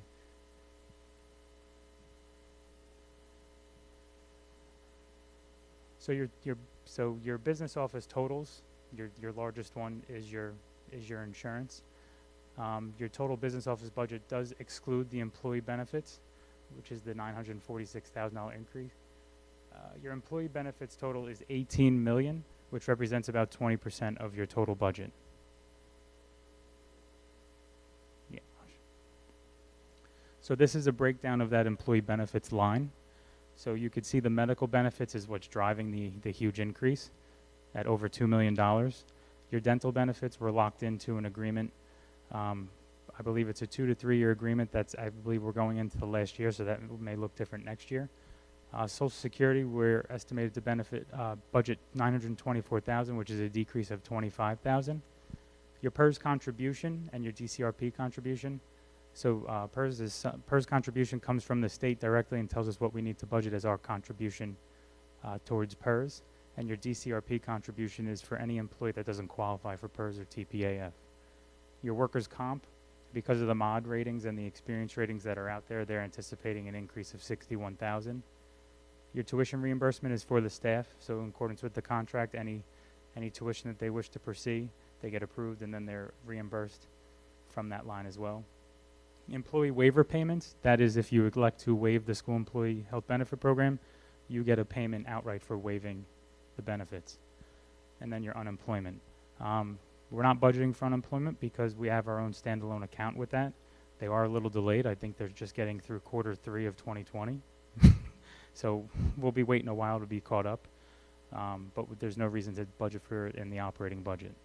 And then your miscellaneous benefits. Do you know by chance what our workers' comp mod rating is?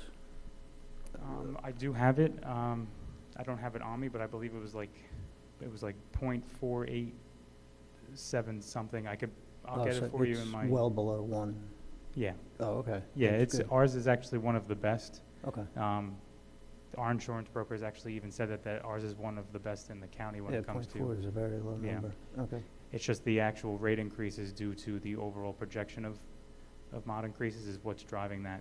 Have we, maybe, like, I don't know, I'm sure the broker would probably, like, know best, but is there any kind of, like, specialized programs for the workers' comp that we could get into because our mod is so good to try and save some money there? So our total insurance is under, Alliant is our broker and Utica is the insurance policy that we cover.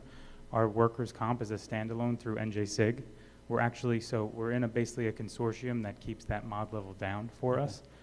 So that's why we're part of that. If we were to break off of that, there's not many other ones that are favorable as NJSIG is. A lot of the districts are in that one. Well, so we're already in one then. Correct. Yeah. Okay. And the same thing will go for the health benefits. You know, that goes by experience and claim rating. So our experience and claim rating is high, so we would never be able to come out of the school employee health benefit program without getting possibly hit with a 20 to 25% increase. Right. So it's more cost efficient for us to stay in that program.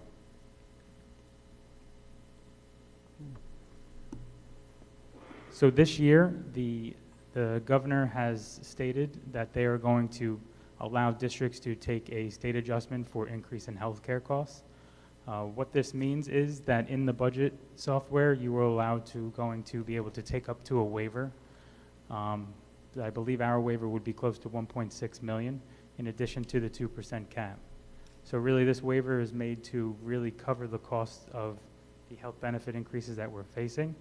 Without taking this waiver, you're probably looking at a whole of which the increase is for the health benefits because that's just not sustainable and not normal when it comes to budgeting for something like that year over year. They're actually anticipating for it to be another 15% next year as well. So we're just trying to make sure we don't create a huge, gap when it comes to budgeting and having to, really make significant cuts. So this one is this is a big one. This really hasn't happened since 08-09 when it comes to a waiver such as this magnitude, but we feel it's necessary to continue to sustain, what we're trying to do here. The problem is benefits and salaries are 80% of your total budget, and these are two items that we're not really able to cut. So if we were to cut things to avoid having to use this, it's not going to be. It could be salaries or benefits, but again, this budget includes no increases to staff and no decreases to staff. This is flat based off of what our projected enrollment's going to be. And Vinny, this is competitive, right, when it comes to health insurance? Yes, so I actually, before our meeting a week ago, I actually have the email, I'll share it with you. The insurance broker, we wrote to him and we said, what are our chances? Because we had our claims experience pulled in the summer to see where we stand and see if we could actually exit the state health benefit program and go on our own or go into some type of a SHIF or JIF, which is like a sub-insurance, health insurance fund group. And our experience rating was just not good enough to leave the district. Due to the magnitude of how many employees we have, you know, the severity of the cases that may be paid out, paid in, we were not good enough to leave. We could leave, but the problem is they advise us not to, because if we do leave and we try to go into one of these groups, A, the group might not let you in because they might look at your claims experience rating and be like, I don't want you coming in here to drive up the cost for me. B, if we try to do a standalone based off of that rating, he projected we would actually face a 20 to 25% increase depending on, because of the way market prices are right now through Horizon, through Aetna, through Cigna. So we would have gotten slammed if we were outside of the school employee health benefit program. Hey, Vin, I think it's important. I emailed Vin today because when I saw this, because we got this today, right? We have to be at 2% to even do this. So I asked Vin, what does that bring us to? And you could tell the full board the answer you gave me, the percentage if we do this, what the 2% goes to, right? Right, so I believe the 2% changes to about approximately 4%. And if we don't do this, the budget can't go, right? Because you can't afford the budget without it. Well, if we don't do this, we have to anticipate making about $2 million in cuts. So right, so we're kind of like at the last moment, because next meeting, we're supposed to present the initial budget, right? Correct. But we haven't even talked about what we can cut or not cut if we don't do this. Yeah. So the tax levy, though, we're at 4%? Is that what you're saying? If you were to elect this waiver, it would be at 4%. But the only way to get to that is you would have to actually utilize the full 2%. Yeah, you have to start at 2. You have to go full 2, and then you can add Right. this. So if you don't add this, our budget means nothing because it doesn't work. And this is a priority, So obviously. in essence, we really do have a decision to make on exactly what we want to do. My financial recommendation would be to pursue this because it is a one-time thing. These don't happen very often. And the reason the governor is giving this out to districts is because he's realizing, you know, districts, the way they build their budgets, are not going to be able to sustain what they're doing and be able to retain, you know, staff and the quality of education. This could, you mentioned, I was paying attention, this could potentially happen next year as well? Did you mention that? The waiver may not happen next year as well. This might be a one-time waiver. This is not something that happens very often. The increases we're seeing, what we're projecting to see, they're saying another 15% will get hit. So the way the health benefits work is that, so our school year, our fiscal year is July 1 through June 30th. So from July 1 to December 31st, usually the rates are kept whatever this increase was. And then when the calendar year hits January 1st, the new increases now take into effect. We'll get the new rate sheet, we'll get the new price per plan, and then we'll have to, you know, we'll have to actually see if we're short or if we're not. We're actually just budgeting the 15% based off of the calendar year because we anticipate another 15% the following year. So in essence, it's always going to be 15%. So next year, we're going to have to budget for at least 10 to 12% to finish off the second half of the year for the calendar. Yes, always. Is it possible to, like, do they offer any kind of, like, incentives for doing, like, you know, some kind of wellness training or whatnot that we could, you know, potentially lower either the mod or the... No, like, so for instance, like workers' comp, you know, they'll come in and do a risk assessment of your, you know, of the facility and tell you, you know, like, if you fix this, we can, you know, lower your rate or whatnot. With health insurance, like, is there something, you know, like, I know, like, from my personal health insurance, if I do a wellness screening, I get, like, $200 or something. Yeah, there are programs like this. It's called NJ Well. So all the employees have they have an avenue to apply for that. That really doesn't help with their health costs. That really helps with them meeting all the criteria and demands of the checklist and getting a gift card or getting some money back through the wellness program. It's almost like a training class to teach you how to be healthy, how to, you know, live healthier. Right. So you can limit the effect of having to go to the doctor all the time. But that's what I was wondering, like, if we could get, you know, 70% of the staff to participate with that lower, you know, with that. It could keep them out of the hospital, but anything can happen with what may happen in life. So I don't. Vinny, can I just ask you a quick question to go back to this? So I know you and I spoke about this when we met one day, but if we don't go through with this, and you talked about the the $2 million, then we'd have to make up somewhere else, correct? We'd have to cut if we don't go with this. I just want to make sure that's clear, correct? Correct. So we would have to. So we'd have to look at the whole budget overall Right, and so trim $2 million. Right, so in years past, what would happen is I would, you get my memos, I would actually put almost together like a menu of cuts, and then we would go through those and see exactly what we want to cut to achieve to that budget number, because your revenues and your expenditures have to balance.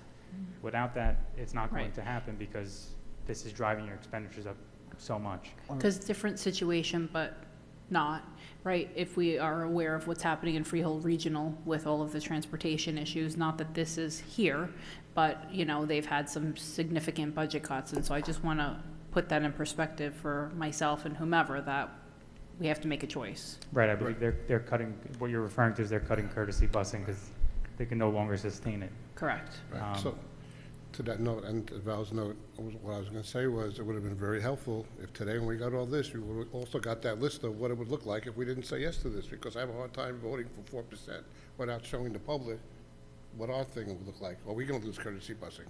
I mean, just to say it's a hole we have to fill is one thing. Showing the public and the board exactly what that hole looks like is a whole other thing. I mean, there's some things that you're mandated to just not be able to cut. So like your out-of-district placements. And I've been putting the percentage of what each department budget is in accordance with the whole budget.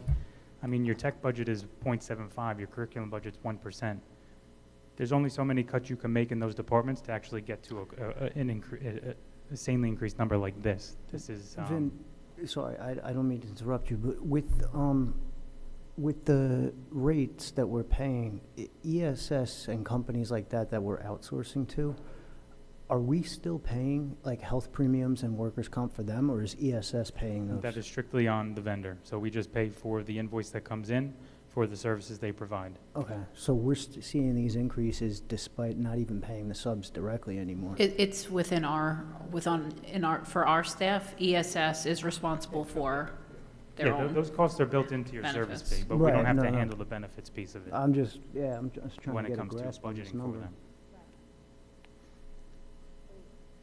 Yeah, so it is our recommendation to do this. If we do not do it, then we're actually going to have significant cuts in the budget. I wanted to bring this to your attention because in the event when I meet with you individually, or if we wanted to discuss it now, exactly what we want to do. I'd like to see the list, like Mike was saying, if we could. I know it's not going to happen tonight, but maybe if we could just bring it for the next meeting to look at, if that's possible. Okay, it's going to have to be a little earlier than that because our next meeting is our tentative budget. So really what's going to happen is going to be in the form of me sending out communications, and then we'll be going over it that way. Okay. Can you just to be clear, can you just say very simply so that everybody is on the same page for anybody who's watching, anybody here, to be clear, the $2 million, right? It's either we make up that loss somewhere else, so we have to cut the rest of the budget if we don't approve this, or then there's the other side, we approve this, and then what's the end result? 4%. The 4% increase, Correct. correct? I just want to make sure we're all clear. Okay. That's 4% that your property taxes, 4% of the property taxes instead of 2% for this 1 year. Right, so I believe on your tax levy sheet, you'll see the impact if we were to actually utilize 4% on the average assessed home. Or we could take the time, I'm assuming then, to Michael's point, you could send out something, right? We have all of the budget, so I could look at it myself and say, yep, trim here, here, here, and here, and I can do it my own and think what I would do, right? But you would then send us a proposal of either this option or you can trim in these areas, is that correct? Because there's some we can't, right? Correct. I mean, your benefits they Right. go hand in hand with your course. salaries. So if you were to trim salaries, you're going to trim benefits. Sometimes that's like the last stand. We really do not want to do that here because then you're almost trimming positions that might be a need or essential to us sustaining the district. Not everybody takes family. Some of them take single. But when we do the enrollment projection, when we look at the staff required to keep the class levels low or keep them at a moderate level, we put how many class sizes, how many classes there are in each grade level to make sure they're at that parameter of which we want them to be. So if you were to cut like places like that, you're going to have larger class Well, sizes. yeah, and sadly, I mean, and again, I just have to go back, because Kathleen and I talk about with Freehold Regional, right, because we have kids that are there or went there. They've unfortunately had to cut staff. They've cut busing. If you're less than 2.5 miles, the children have to get there on their own with their families. And so I don't want to see that happen here. So I do want to talk about where we can cut and not make certain impacts to the district. I can just attest that when we cut things, it's going to be like programs, a lot of maintenance stuff. So a lot of maintenance stuff would be scaled back, where we wouldn't be able to, maintain the things we want to maintain district-wide when it comes to at the building level. That would be like really your first area of what you would review at. Your security and your tech are not large enough to really create that much of an impact to recoup some of that money back. Right, that's what I've been saying, 80% of the budget we can't touch anyway. It's written in stone. So we're cutting out at 20% of the budget. Right. That's a piece Exactly. of it. We Small got to take a big piece. chunk out of it. Mm-hmm. Sadly, the only way you're going to make up that significant deficit is if you were to cut salaries and benefits. Right, you'd I don't have want to be the one saying that, but No, that is sadly, the when you true- have to trim, sadly, it always comes from the largest pieces, which is salary, and then the health benefits. It's just a known fact. It's the easiest way, but it's not the way you want to Correct. go. I'm just saying that's sometimes the way you make up the money, And that's sadly. only if we didn't take that. Correct. So you took this into account, which I understand. So, yeah, salaries would be essentially layoffs, right? Yeah. So we'll put something together for you. We'll see what we can. I mean, I'll try to give you where it shows exactly to the extreme, and then I'll try to show you exactly what it is when we just scale a little. The extreme is going to be an absolute doomsday, cutting almost everything in each department. Doesn't mean we have to do it. Just shows you exactly where we would be as a scenario of. if we Right. had to You're get to just that showing amount. the scenarios of what it could look like if we went that route. That's all. Correct. I Mhm. mean, we're kind of between a rock and a hard place when it comes to getting hit with this, and then at the same time, contractors and vendors continually to raise prices. We have out-of-district placements in which are non-negotiable that constantly raise their tuition rates. We have transportation vendors that we're actually getting hammered when it comes to how much it costs per day to transport a student to a private school. Upwards in that, you have one student, two students costing like $200,000 to $400,000 right there. And those are things that we can't touch, we cannot cut. Just out of curiosity, what's the total, so 2% of the property tax for the township, how much does that bring us in total revenue? So I believe our levy was about 80 million, so I think it's about 1.6 million is 2%, right around there. Okay. How much is it, Chris?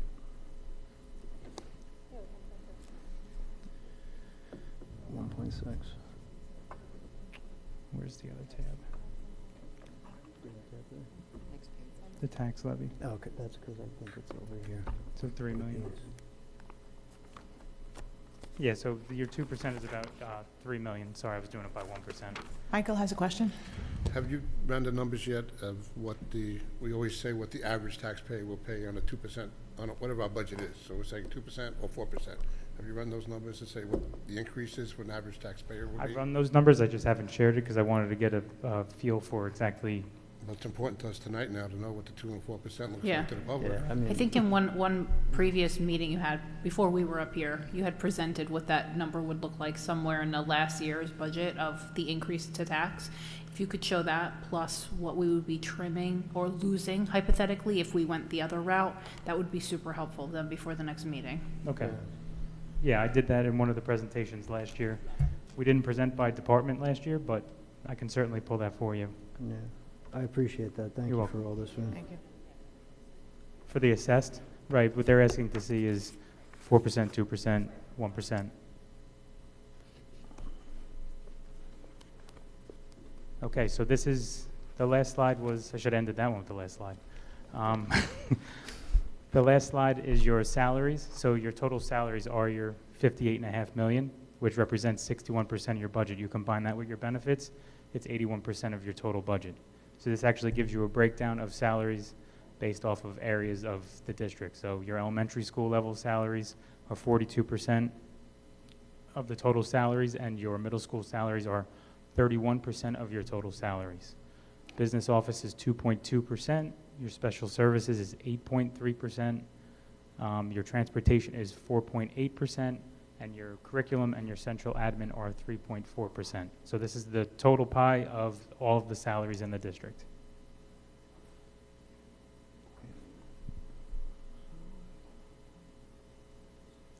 And then this is your projected staffing for the 23-24 school year based off of school and department. So you can see your highest staff total is Marlboro Middle, with your second being Memorial Middle School, and then Dugan comes in at a third with 74. And then you'll see the, so FTE just means full-time enrollment, so you'll see that on the right side with your department levels and how many staff members are in each one. When you have transportation at 90, that includes bus drivers and administration for the transportation area? Yep, it includes, so transportation includes your 2 supervisors, includes your bus drivers, and it includes all your attendants on the buses as well. Okay.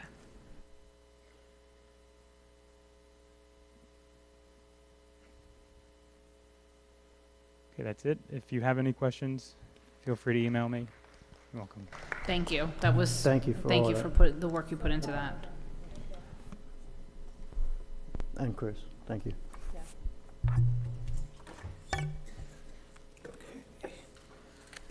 Okay. Thank you, Vin, for your hard work. Financial and business operation matters. Annette. Who you were going to say, Wayne. The superintendent of schools submits the following resolutions for approval. Number 1, transfers. Excuse me. Number 2, list of bills. Number 3, secretary monthly reconciliation reports. Number 4, harassment, intimidation, and bullying HIB report. Number 5, home instruction. Number 6, application to participate in SEMI for the 23-24 school year. Number 7, approval of agreement for partial wireless access point project. 7, I'm sorry. Number 8, cooperative pricing resolution of the Monmouth Ocean Educational Services Commission. Number 9, donation. Number 10, purchase of 6 buses and related services. 11, purchase of 2 vans and related services. 12, purchase of active panels. 13, Omnia Partners, Home Depot Pro for maintenance supplies and related services for the 23-24 school year. Number 14, approval of tuition student 22-23 school year. Number 15, team teaching integrated preschool program tuition for the 23-24 school year. Number 16, cooperative pricing joint purchasing system award of contract for electricity procurement. Number 17, approval of shared services agreement. Number 18, approval of change order number 1, D&E Window and Door LLC. Number 19, travel. Number 20, state contract purchases. I so move. Do I have a second? Michael, any discussion?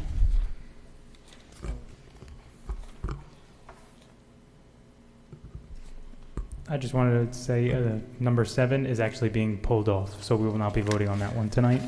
This is the wrong information. We're going to pull it. So 7, we're pulling. Pulling it. Okay. Okay, Michael was the second, and we had no discussion? I'm sorry, just one question. The vans, what was Number, Alden? the purchase of the vans? Number 11. Yeah. What is,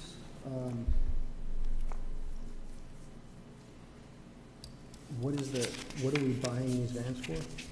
So this is to transport students who may be attending, private school, out-of-district placements, or if they need, in accordance with their IEP, to be individualized and transported with an aid, we use these. Got it, thank you.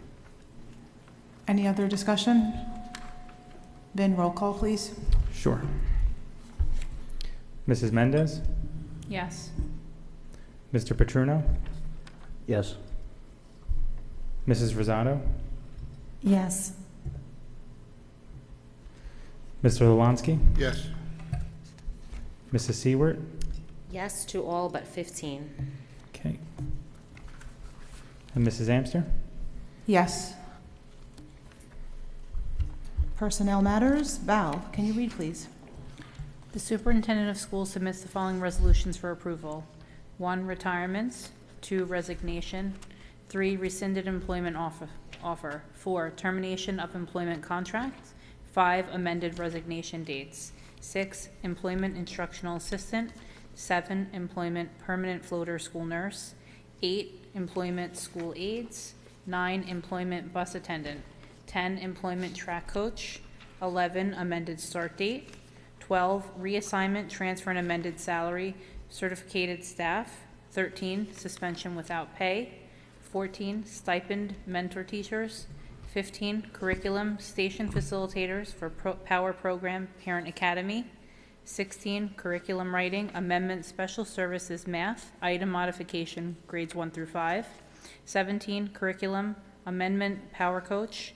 18, curriculum amendment power coach. 18, extracurricular activities advisors. 20, amended extracurricular activities advisor. 21, student observation. 22, substitute teachers. 23, substitute instructional assistant. 24, substitute security monitors. 25, substitute secretary transportation. 26, substitute bus driver. 27, paid medical disability leaves. 28, unpaid leave of absence. I think I so move. Hold on. I so move. Did I miss one?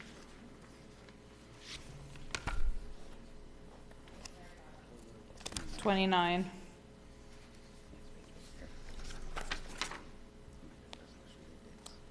$29, amended resolution leave dates. I so move. Do I have a second? Christina? Any discussion? Yeah, no. I see none. Oh, So number 17, curriculum amendment power coach. This is just a read-in revision, so it should not be 20.5 hours, it should be 23.5 hours. 23.5. Yes.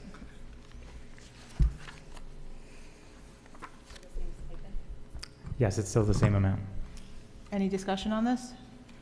Okay, Vin, roll call, please. Thank you. Mr. Lewanski? Yes. Mr. Petruno? Yes. Mrs. Seward? Yes. Mrs. Rosado?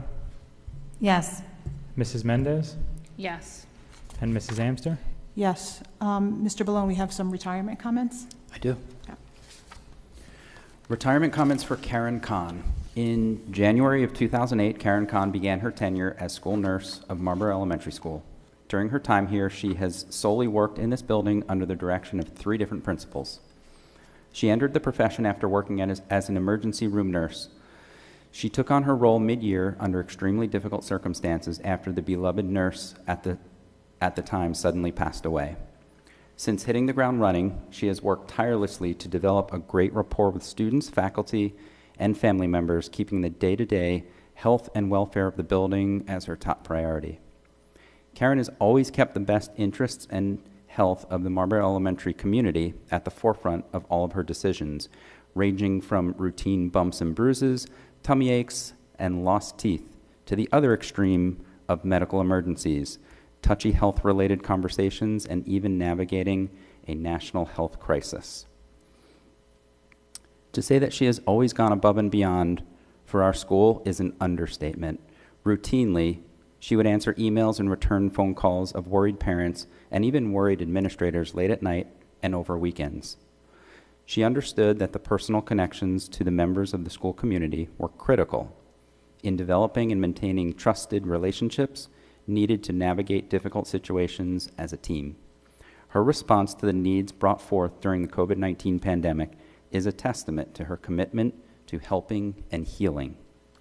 In her retirement, besides spending time with her children, she plans to spend her time traveling the globe, as she is an avid traveler and loves to immerse herself in the cultures of the world. We wish her well. She will be sorely missed.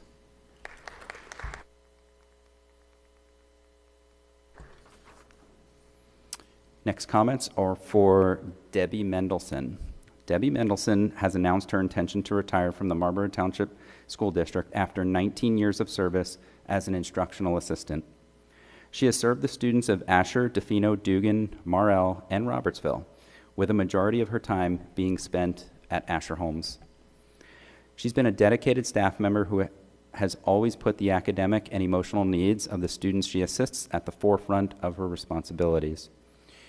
While the role of an instructional assistant is focused on assisting students in their academic and social settings, Debbie has always offered that same active support and assistance to the teachers with whom she works as well. She has been an exceptional role model and advocate for students, while also being a wonderful partner and friend to her co-teachers.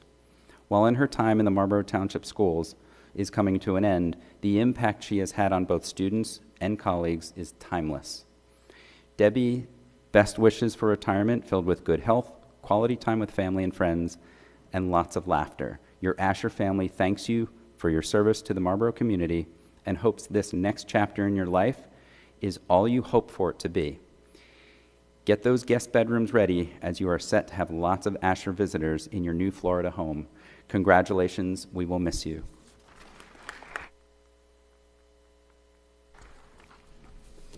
And the final retirement comments are for Nafisa Sariamed. Nafisa Sariamed has served the students and staff of Marlboro schools for 20 years as a special education instructional assistant. She began her employment at Dugan Elementary, followed by Asher Holmes, and then transferred to Marlboro Middle 11 years ago. In the current position, she provides academic support to students in a variety of programs. As a staff member with many years of experience, Nafisa can always be counted on to put her students first and collaborate with the staff to meet the goal. We wish her happiness and good health as she begins her retirement. She's looking forward to spending time with her husband, Murad, her children, Lutfi, Sabrina, Maya, Nadia, and Kareem, and her grandchildren. Congratulations, Nafisa, on beginning your well-deserved retirement.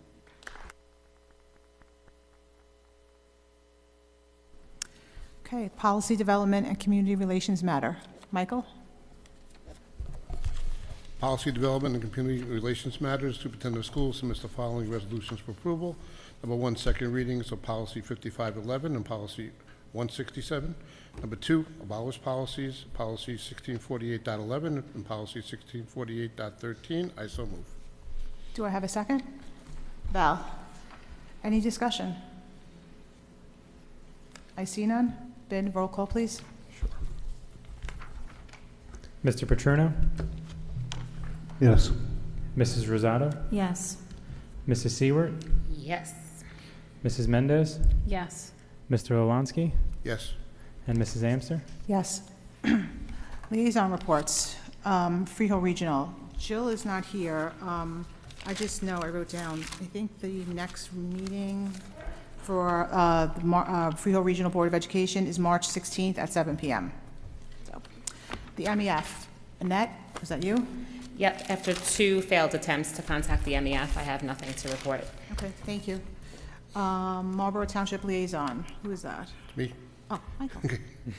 Marlboro Township would like us to know that on February 21st, the National Weather Service issued a severe thunderstorm warning for our area with high winds and hail possible. 1 mile to our west, tornado warnings, and in fact, it was confirmed that a tornado touched down nearby in Mercer County, damaging buildings and displacing at least 75 residents. Storms often arrive with little warning, and Mayor Hornick reminds residents to take the time to plan and prepare now. Visit the NJ OEM website for the details. Please do not wait until weather strikes to have an emergency plan in place. I'd like to let you know the summer rec camp registration is open and swim club registration opens February 28th. Residents are reminded to lock their car doors, take their key fobs, and hide valuables. If you see anything suspicious, call police. Emergencies, dial 911. And other notices of programs and services available, emergencies and opportunities to send via a weekly email. Visit marlboro.nj.gov, marlboro-nj.gov, and enter your email in the blue box to stay informed. And that's what I got. Thanks, Michael. Monmouth County School Boards Association Liaison. That's Aldo. Any news? Nothing to report. Okay, thank you. New Jersey School Boards, that is Susie, and she is not here. School Liaisons. Robertsville is Jill, and I know I went on quickly. Then their next PTO meeting is March 21st at 7 p.m., and their Read Across America began yesterday, and it's going to continue all week. So, and yeah, that's all I have. I'm sorry, I didn't get. I'm sorry. Do you want to hop on? Is that okay? Do you have any information? I'm sorry, Jill didn't send me anything.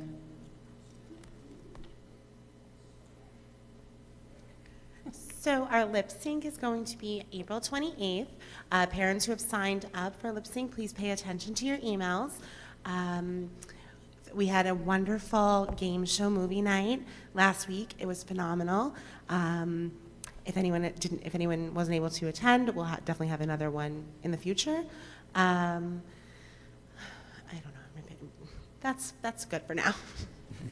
That game show was amazing. They used the Brain Challenge. They brought that to my school as well in New York. It is a lot of fun. It's so engaging with the staff and the students. It really is just like a wonderful time. I saw the pictures. They look fantastic. Yeah, my son volunteered, and he said it was awesome. So he had a great time as a volunteer. So thank you. Who's next? Let's see. MMS, Michael. Yep, I have updates on Principal Milwaukee and MTO. So they're currently selling tickets now for the spring musical, High School Musical Junior, to be held this weekend, March 3rd, which is Friday at 7 p.m., and March 4th, Saturday at 12 and 4 p.m. Folks, if you haven't seen one of the musicals of either one of our middle schools, you really need to go out there. Amazing. March 2nd is the date for this year's hackathon. All interested students from MMS and MMMS, for both of them, it starts after school, and MMS and Memorial students will be bused over to middle. February 27th and 28th, the high school counselors are meeting with the current 8th graders for meet and greet, sessions to welcome the students to high school. Close next counselors are coming on March 1st to do the same. March 21st is the next PTO meeting at 9:45. It will be virtual. They are participating in the American Heart Association Challenge this month, and they're also selling Spread Kindness across MTPS t-shirts for Scope. PTO announcements. The winners of the Valentine's Day Spirit Contest were 6th grader Brandon H. The winners of the Cookie Kit Raffle are Miss Jamie Nemeroff and Miss Colabella. The PTO is having a Spirit Wear sale for this year's sprint clothing. The PTO is also selling tickets to the Yankees basketball game versus the Blue Jays for April 23rd. They will be in the section of the 200s. Ladies' Night Out is March 26th. The PTO is selling graduation signs and MMS blankets to the current 8th grade students at this time. 8th grade dance is June 23rd at the Grand Marquis. And they are also working with Principal Milwaukee on getting quotes for a Gaga pit or another give-back gift to the students with the money we raised from the walkathon. And they'd like to say they feel very lucky to have such wonderful and supportive parents and administration in our school and PTO community. Memorial, Val. So a lot of great past fundraisers. In February, they had a Valentine's/friendship bracelet sale to students during lunch. They sold the 20th anniversary Spirit Wear, which was sold to all staff and students. March 17th, exciting news, Marlboro Memorial will be celebrating their 20th birthday with a carnival and ice cream party for students. They're stocking the fridge and lounge for staff. March 20th to the 23rd is the Spring Book Fair. March 24th at 7 and March 25th, either at 2 o'clock and 7 o'clock, is Matilda the Musical.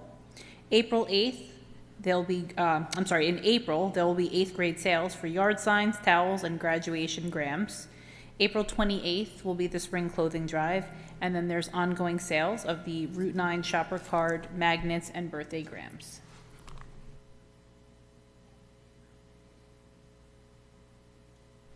Okay, Maurel. Okay, so I'll be reading for Susie. Thank you. So lots of great happenings at Maurel. This week they have the book fair with Read Across America and an evening book fair happening tomorrow night. Children will be in their PJs hearing their favorite teachers read books to them as they donate books to children in need and shop for themselves along with their parents. This week is Spirit Week in honor of Read Across America Week as well. Last Friday, they had their winter dance, and it was a huge success with over 250 students in attendance. Coming up in the next month are the 1st, 2nd, and 3rd grade fun nights. The school store will be held on Friday, March 10th, and Friday, March 24th. Family Bingo Night will also be on March 24th from 7 to 9 p.m., and they are excited to welcome Jason Patterson, who took over for Mr. Lavoie, on March 24th as well. It's a fun-filled and packed month. Thank you. Dugan, Annette. That's me. Dugan News. On Friday, March 24th from 4:30 to 8, we have our vendor fair. Calling all local vendors, please sign up for a table at our Spring Fling Vendor Fair. Our vendors will have visibility from all the Dugan families and friends attending the Spring Fling Carnival to sell their specialty items. Price for registration is $50. Please sign up through our website. Also on Friday, March 24th is the Spring Fling Carnival. The Dugan PTA is bringing it back to the original school fair with boardwalk-style rides, inflatables, sand art, face painting, games, and more for the biggest carnival to hit the playground. Dugan and non-Dugan families are welcome. To purchase tickets to the carnival, please visit our website. March 27th to the 31st is the Spring Book Fair. Scholastic Book Fair is back and right in time for the launch of the new Dogman book. Our Dugan Dragons will be the first to get their hands on the newest Dogman book. Pre-order your book through the PTA for it to be available to your student at the book fair. Please send cash with your student or set up your e-wallet on Scholastic for them. Gift certificates to buy books for teachers and staff are also available right on the PTA website. The St. Patrick's Day fundraiser. Everyone in Dugan is so lucky to be a dragon. The Dugan PTA will be selling a special grab bag for your dragon to grab from Doogies. Are you serious? Magic Leprechaun Pot of Gold. For details, visit our website. The Science Fair is on April 20th. The Science Fair registration is now open. Please visit the link to register and sign up to volunteer. Paint and Snack. The April date is TBD. Join Dugan's favorite artist, Mrs. Purdy, for a fun after-school painting class and snack. Very limited spaces will be available. Please check your Remind app or eBlasts weekly so you don't miss a chance to sign up. That's a great event. I just wanted to give a little shout out to Miss Purdy. Ongoing news, the Dugan PTA will be hosting Apple of Our Pie Day on March 14th with a selection of pies and ice cream for our staff as this month Stock the Fridge. Please submit any monetary donations through Stock the Fridge tab on our PTA board website. Dugan Scott Hart will continue to accept Dugan Hearts for teachers through tonight. You can also submit your Spotlight student through tonight as well. That's all for Dugan. I did have just a little news from the MEF that the Wizards are coming on May 9th. No other news to report right now. Thank you, Annette. Abbott. Well, thank you, Mr. Perno, for this detailed breakdown of everything that's been going on at Abbott. On February 7th, 8th, and 9th, Abbott hosted their annual kindergarten winter concerts. It is an Abbott tradition. It's such a wonderful one. There was an excellent turnout, and students sounded great. The monthly school store, the PTO hosts a monthly school store where they offer a variety of items for students to purchase, from school supplies to fidgets to small toys. The PTO held a Pizza Kits fundraiser on February 13th where they sold heart-shaped pizza making kits for Valentine's Day. There was a 100 days of school celebration that coincided with Valentine's Day on February 14th.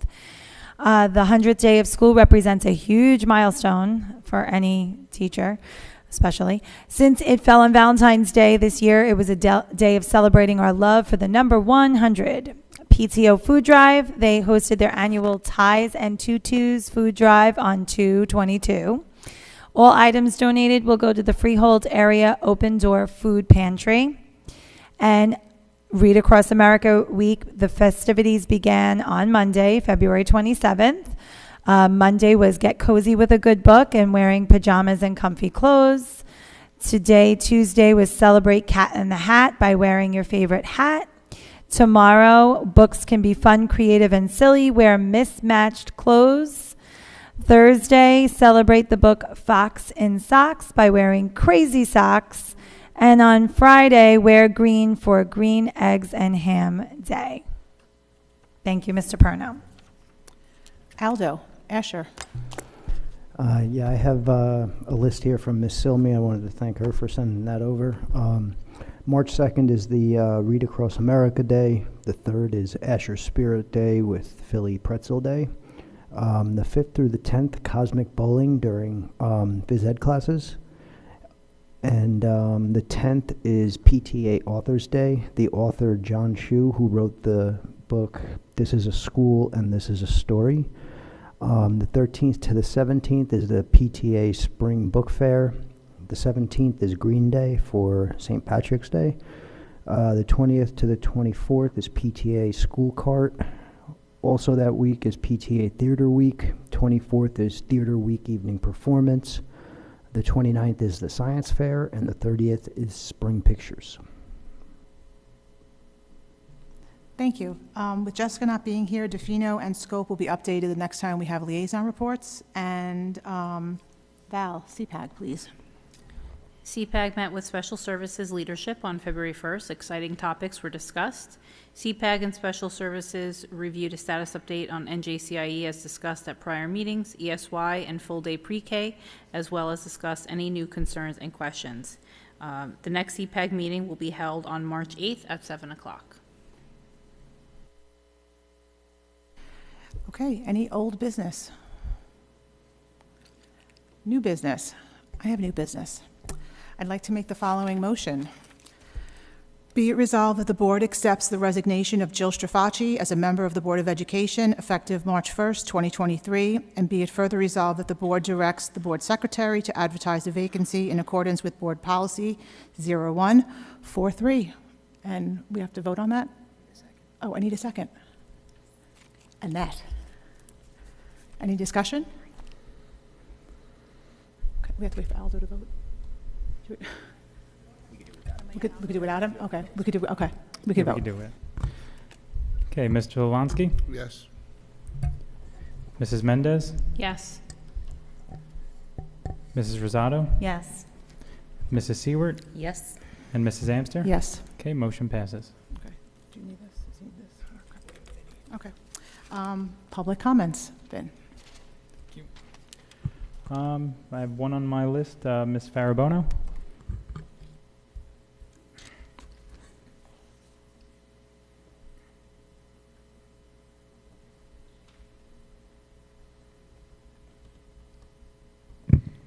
Good evening, Madam President, members of the board, community members. Farabono, 26 Nashua Drive. This is not my first time speaking at a Board of Ed meeting as a resident. Mr. Lalansky knows very well I've been coming for the past 2 decades, especially when it comes to budget and going to CAP. And for many years in the past, the Marlboro Township Board of Ed does not like to go to CAP. 80% of the budget, as Mr. Caravello presented this evening, is salaries and health care. This Board of Ed needs to find $2 million to cut. $2 million is an exorbitant amount. In the past, this Board of Ed did not go to CAP. They did not take waivers from the state. We've had failed referendums, and the school district had to then bear the cost. I once related it. I didn't know, I wasn't prepared. I don't have my dates from past board meetings, but I once compared it to taking a Kohl's coupon. Why would you turn away a 40% coupon? And we did. As a town, the referendum failed, and we didn't get that money from the state. And now we have to replace roofs, air conditioning, and other things in our infrastructure.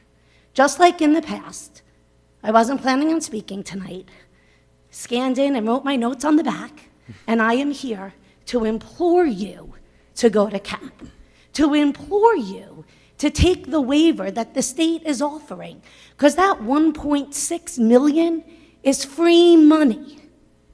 And you can only get it if you go to CAP, because let's all be honest.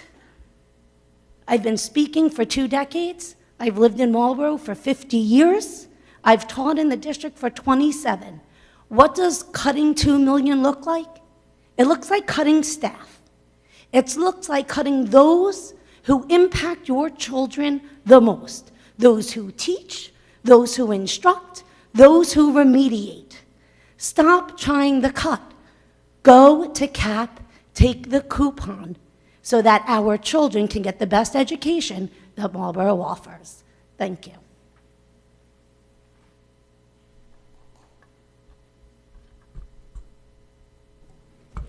Anybody else? No one else, but I just wanted to, Mr. Grant?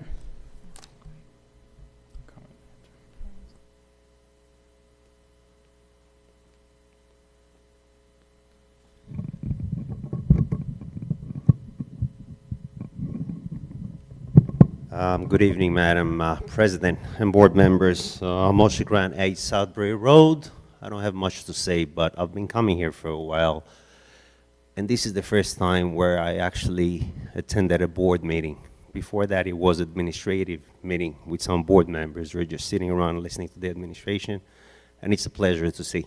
I want to thank you so, so much for being a board. Thank you. We appreciate it. I have nobody on my list, but would anybody else like to speak? Okay. Did you want to say something? Yes, so what also I failed to mention in the presentation is we also, so the governor's address, I believe was today, and in 2 days we'll receive our state aid notice to find out exactly what our state aid number is. Again, we're still under S2, so we're still anticipated to lose about approximately $665,000. That was taken into account when we built this budget. So we navigated that by presenting what we presented. So it's not in addition to anything like that. Once those come in, we actually will update all the sheets depending on if the number's on par or if it's a little bit different. What I did want to mention is you guys did get packets tonight.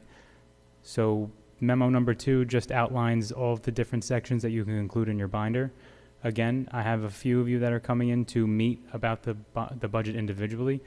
If you are new, I encourage it because then we can actually go in and look at it in-depthly and focus on things that you may want to focus on or have particular questions to. And then we can always report back out however anybody would like to do that. Yeah, that was pretty much it. I just wanted to give everybody a state aid update. I just want to let the board members, you really should take Vinny and Chris up on their offer, because I've gone almost every year I'm on the board, or last year with Christina. They're like a wealth of knowledge when it comes to this, and they'll answer every question you have. I do want to say that Vinny and I spent some time together, I'd say like 2 hours in going into it, and Aldo and I will be meeting with you again on Thursday, so looking forward to it. Bring a lot of coffee. I'm ready. Okay. Executive session, anybody else? Okay. Executive session resolution, be it resolved that in accordance with the provisions of the Open Public Meetings Act, the Marlboro Township Board of Education shall conduct a closed executive session pursuant to the exception prescribed by NJSA 10.4-12 for the purpose of discussing matters of attorney-client privilege and personnel matters. It is anticipated that the length of time of this executive session will be about 60 minutes and that action will not be taken in public after the executive session.